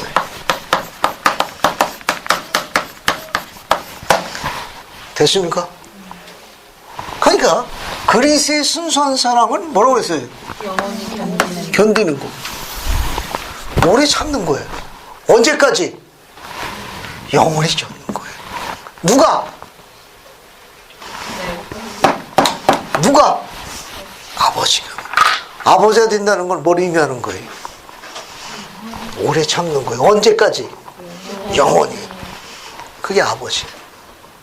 모르나이는 하늘에 계신 우리 아버지 아니에요. 아버지가 된다는 건 아버지의 이 속성을 배우라는 거예요. 오늘 결심하십시오. 아버지 안 될 거야. 나 이렇게 못 참어. 그럼 아직 영이 거듭난 게 아니에요. 그게 모르나이 가르치면 뭘 이야기하는가 하면은 우리가 하나님처럼 되기 위해서는 사랑이라는 속성을 가져야 돼요. 근데 그 속성은 뭘 구성하고 있는가 하면 많은 속성이 있지만 제일 먼저가 뭐예요? 오래 참고요. 하나님의 사랑은 그리스의 순수한 사랑인데 이 퓨어로 흠없는 정결한 이 사랑은 뭐냐면 견디는 거예요. 뭘 견디는 거예요? 오래 참는 거예요. 언제까지? 영원히. 그게 아버지. 그게 아버지라는 속성을 뭐냐? 영원히 오래 참는 사랑. 우리가 뭐라고 부른다? 아버지라고 부르는 거예요. 준호가 질문했어요. 화내는 거 어떻게 생각하느냐? 그건 아버지 속성하고는 안 맞는 거예요. 아버지가 화내면 안 돼요. 경전에 가르치면 그런 거예요. 아버지의 사랑은 안 그렇습니다. 그 순수한 사랑은 오래 참는 거예요. 오래 견디는 거예요. 이분이 실제로 그리스도의 이 순수한 사랑이 우리가 갖고 있는 몰몬경에 하이라이트로 나온 게 있습니다. 니파이전서 19장 한번 볼까요? 니파이전서 19장. 니파이전서 19장 어딜 보시는가 하면은 19장 9절 봐요. 샘플 하나 볼게요. 니파이전서 19장 9절. 샘플로 볼게요. 봤습니까? 니파이전서 19장 9절 봐요. 샘플로. 자, 한번 읽어볼게요. 홍정환 감독님, 대표를 한번 읽어주십시오. 9절만. 또 세상은 그들의 죄악으로 인하여 그를 아무것도 아닌 것으로 판단할 것이라. 그리하여 그들이 그를 채찍질하나 그는 이를 참으시며 그들이 그를 치나 그는 이를 참으시느니라. 참으로 그들이 그에게 침을 뱉으나 사람의 자녀들을 향한 그의 사랑은 사랑의 친절과 그의 오래 참으심으로 말미암아 그는 이를 참으시느니라. 감사합니다. 이분이 누굽니까? 예수 그리스도. 그리스도예요. 저 위에 있잖아요. 저 위에. 그리스도는 뭐예요? 그렇게 하는 걸 pure love라고 그래요. 그걸 무슨 사랑이라고 그럽니까? 하나님의 사랑. 또 다른 동의어로 아버지의 사랑이에요. 이 말은 뭐냐면 오늘날 현세에서 지상에 제일 필요한 사랑이 어떤 사랑이라는 겁니까? 이 아버지의 사랑. 이 아버지의 사랑은 하나님의 사랑인데 안으로 들어가면 풀었으면 뭐라고 써요? 그리스도의 순수한 사랑이에요. 그래서 아버지는 가족에게 어떻게 해야 합니까? 오래 참아야 돼. 그거 견뎌야 됩니다. 어떻게 견뎌야 돼? 오래 견뎌야 돼. 오늘 시간이 없기 때문에 더 설명할 수 없지만 신앙에서 이제 리아이는 어떻습니까? 그 큰 자제님, 두 번째 자매님 어때요? 그 얼마나 가슴이 아팠을까? 꿈도 꿨지만 가슴이 더 아팠겠지. 그래도 어때요? 오래 참았죠. 오히려 어떻습니까? 자녀들이 빛 가운데 걸어가지 못하는 것을 혹시 주님께서 매를 감하실까요? 주 안에 내가 왕국에서 더 열심히 봉사하더라. 그렇게 주님께서 좋은 아버지 아니에요. 아들의 칠매를 내가 더 성심을 다해 주께 봉사함으로 매를 감할까 합니다. 그게 뭡니까? 순수한 사랑. 이건 아버지만 갖는 사랑이라고. 유념하십시오. 아버지란 용어는 영원히 오래 참는 개념을 갖고 있는 이름이 아버지. 그래야만 그가 거룩해지는 거예요. 이게 지상에 자리 잡을수록 지상에 하나님의 왕국이 확장되는 거예요. 그게 시온. 그게 시온이라고. 모든 이스라엘 젊은이들은 모로나이 가르침을 이해할 필요성이 있어요. 그리고 그런 남자와 사는 그 아내는 꼭 죽은 다음에 해왕국 안 가도 돼. 그 남자가 사는 동안 매일 아침 늘 때부터 해왕국이라. 뭘 꼭 죽은 다음에 해왕국 갈 필요성이 뭐가 있어요? 이해하겠어요? 복음은 그걸 가르치는 거예요. 모로나이가 그걸 가르치고 있다고. 실제로 몰몬경 그걸 다 증거하고 있는 겁니다. 그래서 오늘 음성을 놓고 있는 젊은이들은 결심해요. 주님께서 마련하신 계획에 따라 아버지가 되겠다고. 즉 거룩한 아버지 되겠다고 결심하십시오. 이 가치는 무한한 가치를 갖고 있습니다. 그러면 자녀들이 소유물이 아니라 인생의 역경의 동반자들이에요. 얼마나 의지가 되는지 몰라요. 몰몬경의 마지막 모르나이라는 아들은 몰모인 아버지에게 의지가 됐습니다. 그래서 이 글이 너무 가슴 아프고 우리에게 감동을 주는 거예요. 그 쉽지 않은 세월에 아버지 몰모는 자신의 아들 모로나이가 주 앞에 바른 길에 머물러서 굳건히 서 있는 것을 큰 의지와 기쁨으로 삼았습니다. 너무너무 그 안에서 행복해 하셨던 거예요. 오늘날 우리 시대에 그게 필요한 그런 부자 관계가 필요하기 때문에 이 기록을 남긴 거예요. 이게 자리 잡으면 교회는 시온으로 일치월장합니다. 이게 아버지와 아들 관계가 안 돼요. 이걸 바라보는 아내와 하나님의 딸들은 안 행복하기 이상한 거예요. 안 행복하기 이상하다니까. 세상에 저런 남자들이 내 남자요, 내 남편이요, 또 내 아들의 아버지, 딸의 아버지라니까 이거 뭐 굳이 죽어서 해외왕국 갈 것도 없어. 이건 특권이에요. 그러니까. 자, 조금 더 봅시다. 조금 더 볼게요. 자, 이제 7장은 이 정도 보고 8장으로 넘어갑니다. 8장 넘어가요. 이 8장은 잘 보세요. 8장은 아버지 몰몬의 서한인데요. 1절 봐요. 남 모로나에게 쓰신 나의 부친 몰몬의 서한이니, 이게 아버지 몰몬이 아들에게 글을 쓴 겁니다. 편지를 썼어요. 한번 볼까요? 거기 2절 3절 한번 읽어볼게요. 이태 형제님 한번 더 읽어봐요. 2절 3절. 내 사랑하는 아들 모로나이야, 너의 주 예수 그리스도께서 너를 생각하시고 그의 성욕과 그의 거룩한 일을 행하도록 너를 부르셨으니 내가 심히 기쁘도다. 내가 나의 기도 중에 항상 너를 생각하여 하나님 아버지께 그의 거룩한 아들 예수의 이름으로 쉬지 않고 기도하며 그가 그의 무한한 선하심과 은혜로서 끝까지 그의 이름을 믿는 신앙을 통하여 너를 지킬 것을 구하노라. 감사합니다. 아버지 몰몬은 아들 위해서 어떻게 기도했습니까? 그죠. 내가 나의 기도 중에 항상 너를 생각하여.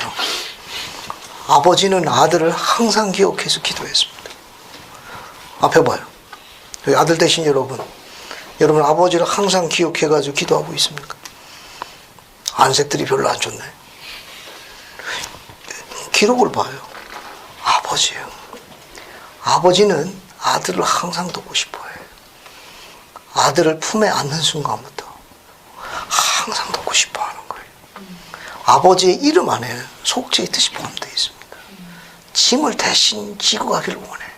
아들에게 짐이 되는 게 아니라 아들의 짐까지 지고 가기를 원하는 이름이 아버지. 이 아버지가 항상 기도 속에 아들을 기억했습니다. 근데 아들은 어때?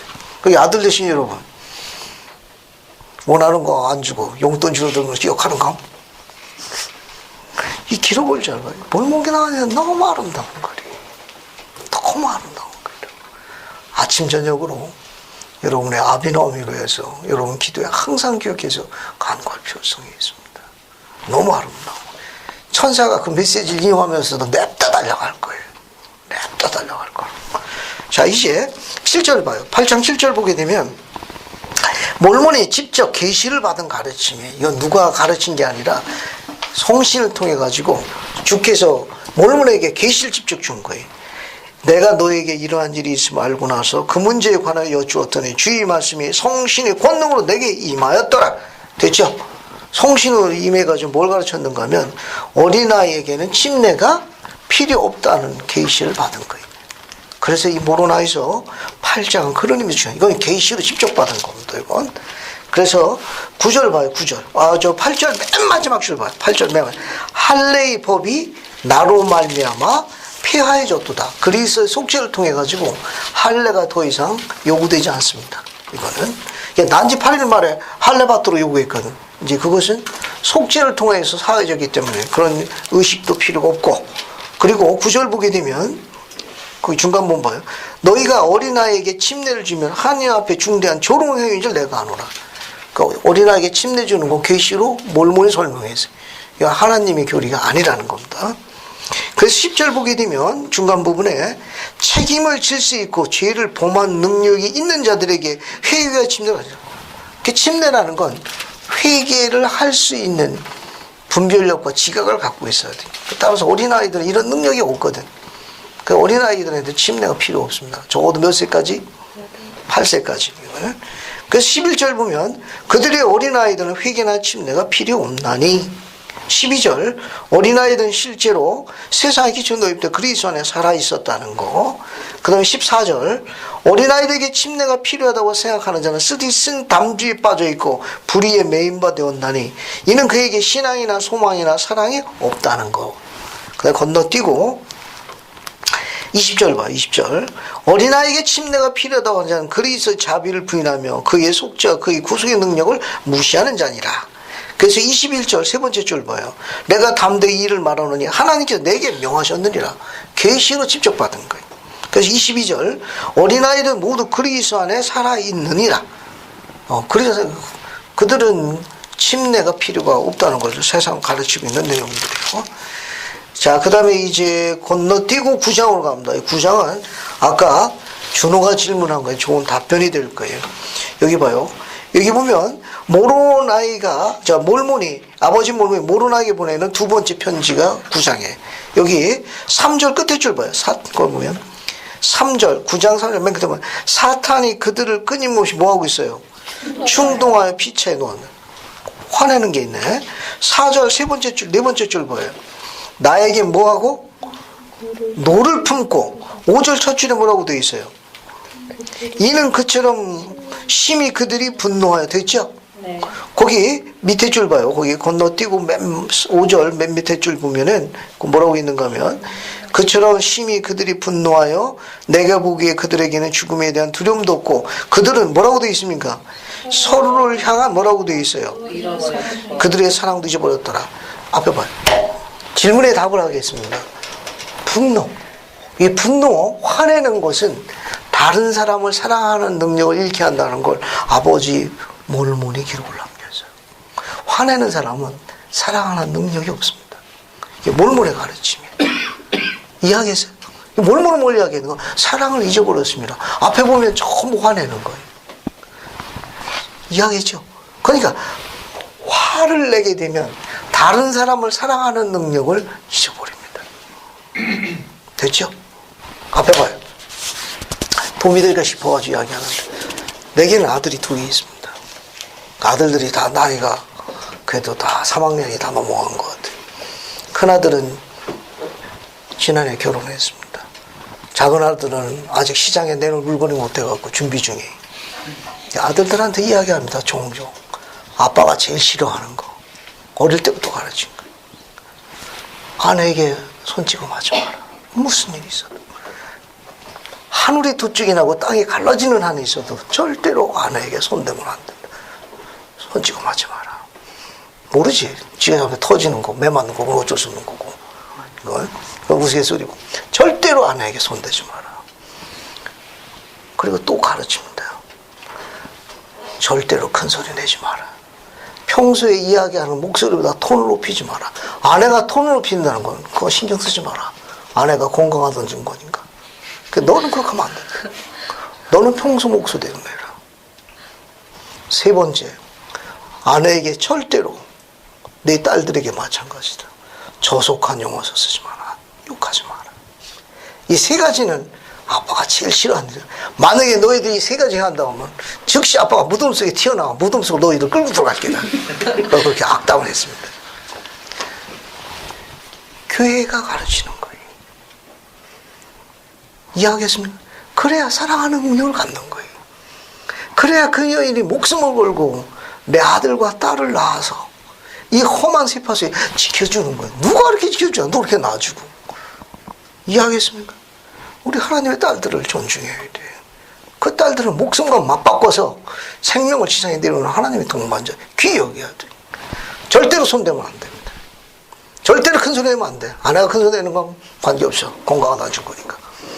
세 번째, 절대로 저속한 용어를 쓰면 안 됩니다. 낮은 용어로 대답하는 건 하나님께서 화내시는 일들이.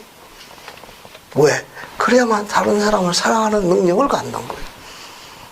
그래 그 여인이 성장합니다. 여왕과 여제사로 성장하는 거예요. 됐죠? 그리고 준호가 그 질문할 적에 그 질문에 대한 답을 먼저 할게요. 주님께서 성전에 가가지고 노끈의 책침을 만들어 성전에서 화내신 기록이 있다고 질문했는데 기억합니까? 네. 주님께서 화내신 거예요? 그럼 어떻게 생각합니까? 주님께서 성전을 갔더니 성전에 가셔가지고 노끈의 책침을 만들어가지고 소, 양을 내쫓고 그죠? 비둘기도 내쫓고 뭡니까? 상을 엎어버리고 막 그러는데 그 주님께서 화내신 거냐고. 준호는 주님께서 화낸 거에 대해서 지금 질문을 했는데 주님께서 화내신 거예요? 그럼 주님은 다른 사람을 어떻게 사랑했습니까? 화를 내면 다른 사람을 사랑하는 능력을 잃는다고 그랬는데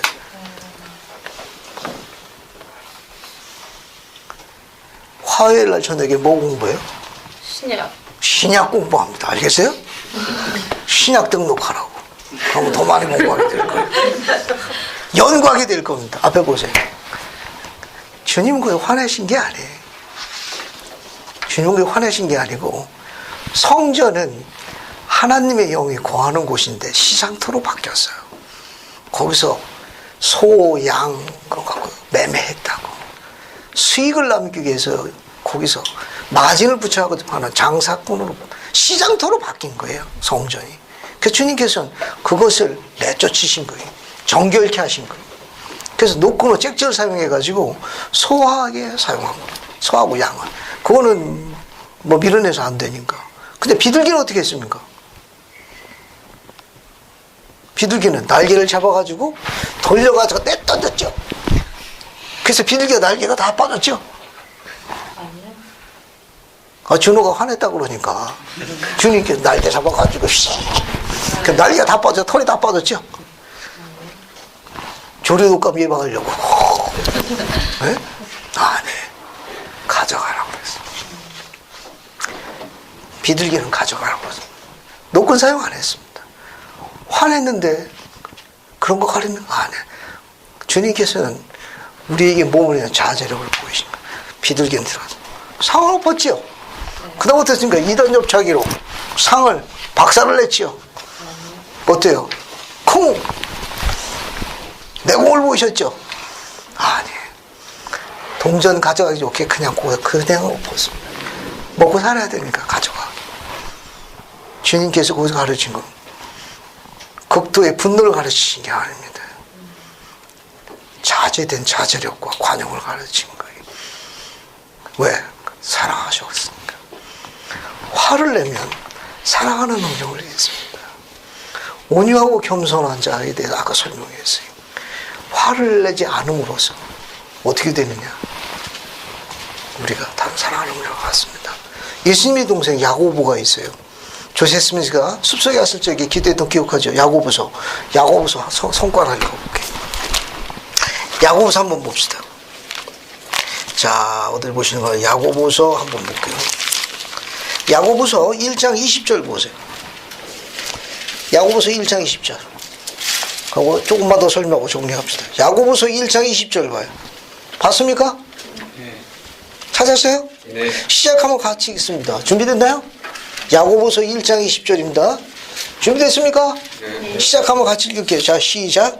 사람이 성내는 것이 하나님의 의를 이루지 못합니다. 감사합니다. 화내면 하나님의 의를 못 이루. 사람이 성내는 것은 하나님의 의를 이루지 못함이라. 결심해요. 자신에게 화내지 않겠다고. 알겠습니까? 여러분만 통제할 수 있어. 어느 누구 대신 못해요. 아빠도, 엄마도, 감독님도 어느 누구 대신 못해죠.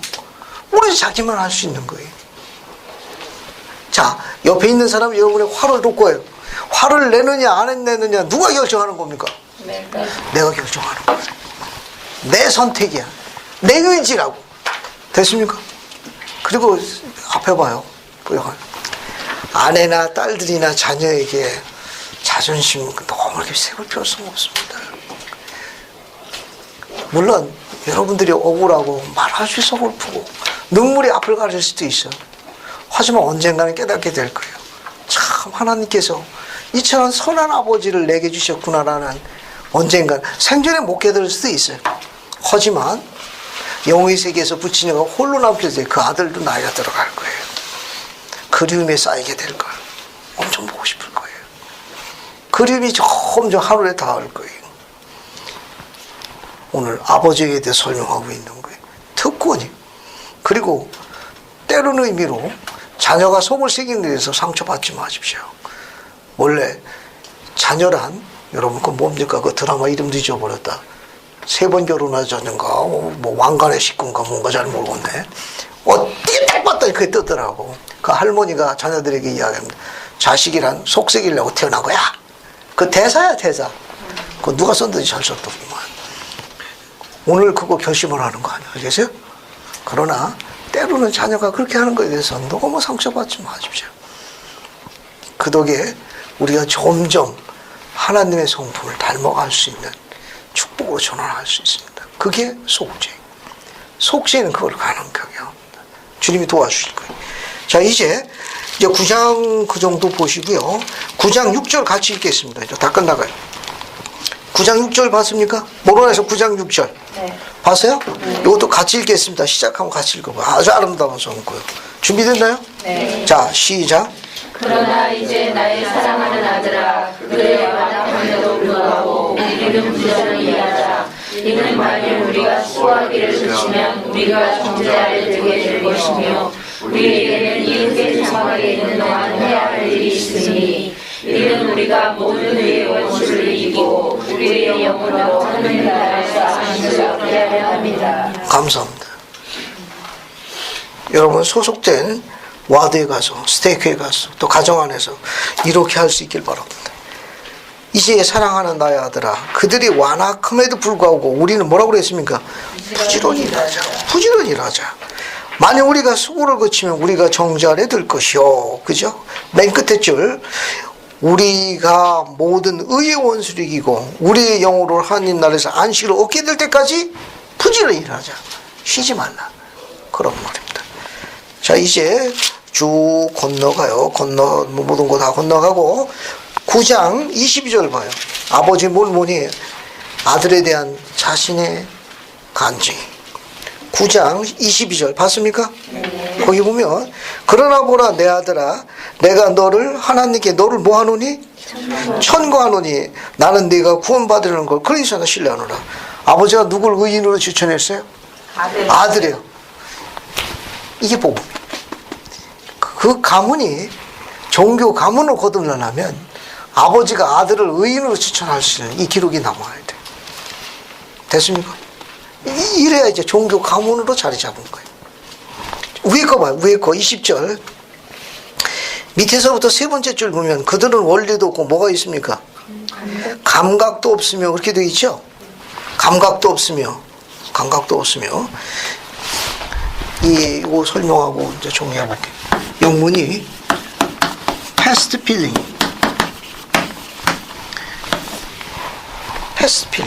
이걸 번역을 신약 전세에도 인용되는 거예요. past feeling. 감정, 느낌이 past 지나가 버린 거예요. 없어져 버린 거예요. 이 말은 뭐냐면 하나님의 계명을 지키지 않을 때 오는 영이 떠난 상태를 이야기하는 거예요. 계명을 안 지키면 영이 떠나요. 무감각해져. 하나님의 선한 거에 대해서 화가 자꾸 나. 짜증이 자꾸 나고. 그게 하나님의 계명을 지키지 않음으로 인해서 하나님의 선한 것을 저항하는 상태를 past feelings라고 해요. 그래서 감독님이 뭐 얘기하면 감독님 미워. 알겠습니까? 교회 가면 엄청 짜증나. 그건 뭡니까? past feeling. 그 이유는 하나님 계명 지키는 데 실패한 거예요. 거기에서 오는 현상이에요. 이 아버지의 몰몰에 가르치면 그런 겁니다. 그 다음에 이제 10장 봅시다. 10장은 여기 보면 영의 은사가 나와 있는데 그냥 복음 시간에 공부하도록 할게요. 이번에요. 그때 공부하기로 하고 이제 여러분 뭘 보시는가 하면은 다 끝난다. 나머지 내용은 이제 또 기회 있을 때 공부하면 되고 유인물을 하나 또 읽어봅시다.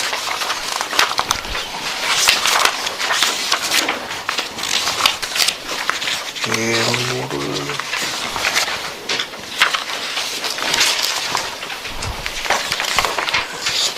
1장, 2장 이건 아니고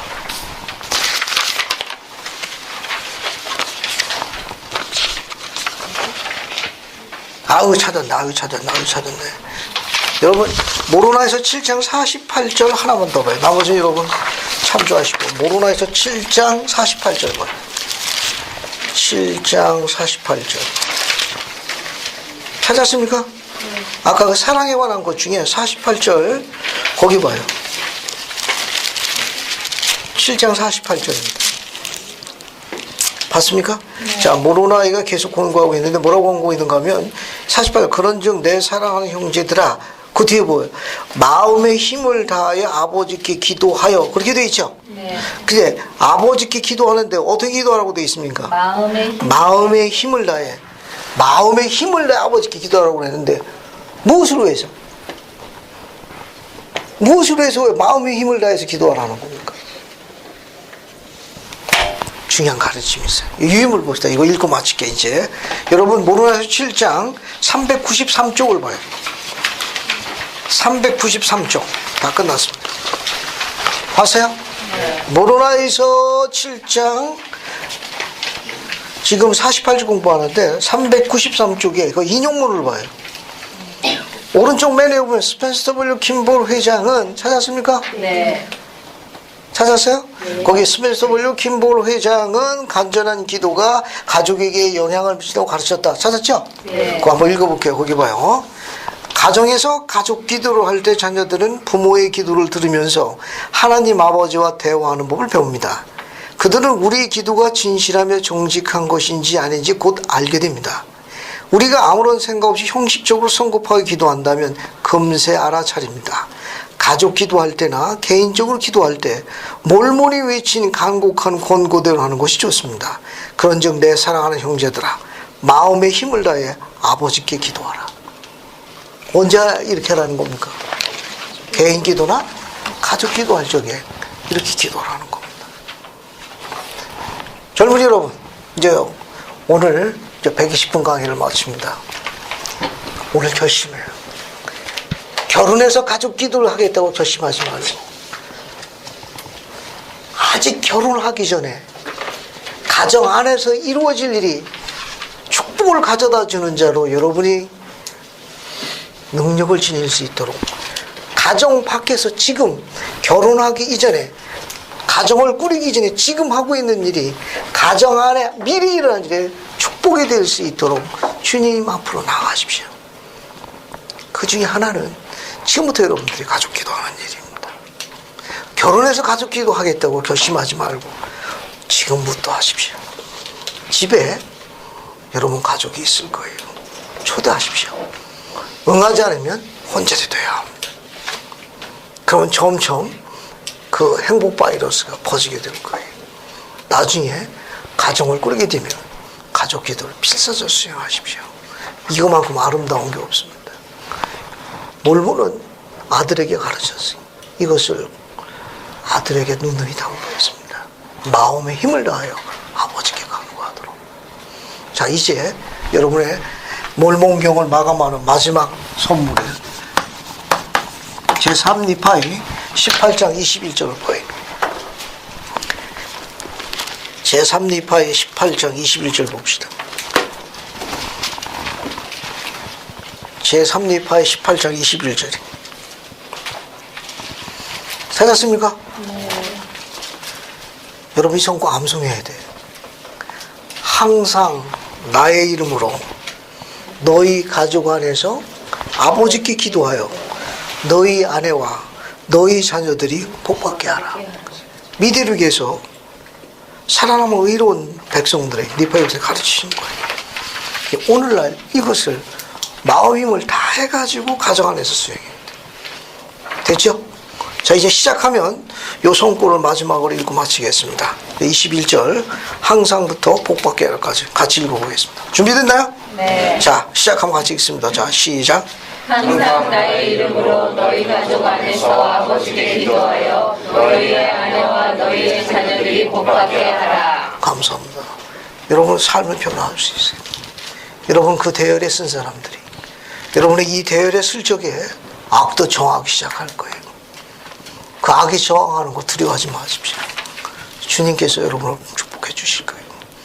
여러분은 확장된 미래를 바꿀 수 있는 능력을 그분께서 허락하신 겁니다.